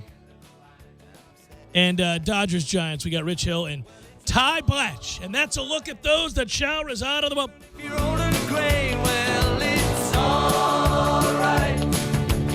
So you're at your wits' end with the Mets, I see. No, I'm just glad that they're playing on the West Coast right now. So you're not watching. You're going Correct. to bed. You're saying, screw it. Yes. You didn't watch the Home Run Festival last night? No. I was laying in bed, and I saw the first of them, and then they just started coming in bunches. Well, that's your bullpen. Well, and we got a call, too. The Goldschmidt one was actually a home run because the ground rule in Arizona says Yellow that line? if it hits the line, it's gone, which is rare. That's not usually the case. It's a dumb rule. And it did. But It they did said, hit it. I saw it. And they said it was a double. Yeah, I watched it. Originally, they said it was a home run. Yeah. He was trotting the bases, and then they went back and reviewed it. How do you get it wrong after a review? I don't know. You've got time to check the ground rules. Now, admittedly, I was looking at our MLB reporter on Twitter. I didn't actually watch the situation. Yeah, he may be wrong. But, yeah, it was 1-0 for 5 or whatever, and Wheeler gave up, a Wheeler run. was fine. Yeah, he's been our best pitcher, and that's not good. Nobody can get to the 7th inning for you, though. No. That's the other stat that I was blown away by, that the Mets can't get a starter to anywhere near the 7th inning usually. This is the fundamental disagreement that we're having within the Mets fans camp. But what I say is, yeah, we were right to build with 7 starters, and focus on the lineup and then bring in a guy or two for the bullpen. But, come hell or high water, invest in the starting pitching. And if you're in 30th in ERA and that was your number one weapon, I mean, that would be akin to Bama finishing 120th in total defense this upcoming season. I said to a mutual friend of ours this morning that if I had told, who happens to be a Mets fan, I told him, if I had told you before the year started that the Mets' problem was without question going to be pitching, I mean, he would have laughed me out of the room. Everybody would have, rightfully so, but it is the worst in baseball. And I can't figure that other than Noah Syndergaard's injury, and then obviously guys like Harvey, when they do pitch, aren't any good. I mean, imagine, Drew Brees is healthy and New Orleans finishes 32nd Last in scoring. Offense, yeah. Yeah. Yeah, it's bizarre. Well, and this is the problem. Anytime you go into anybody who puts together a great staff, it's reason to celebrate. It's reason to get excited because obviously it's better than not having put together a potentially great staff. But it's also nothing that you can write down in ink. I mean, it's pitching, and modern pitching in particular is subject to lots and lots and lots of injuries, sometimes at the same time where you have 2 and 3 guys go down.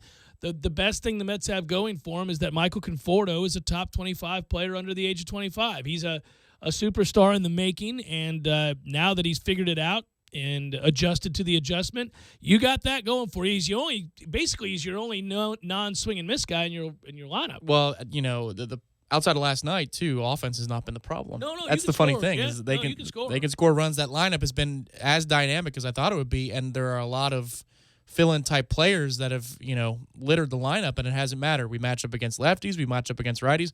That was my opening day thought. I think this lineup is going to be productive. Correct. I was worried about the bullpen.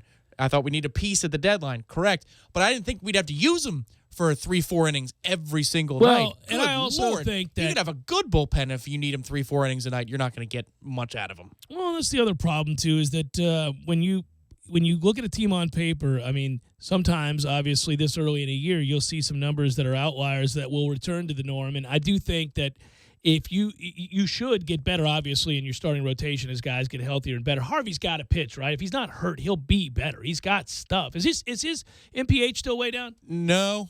He can still hit 96, 97. He's mentally weak. It's been beaten out of him. You can see it.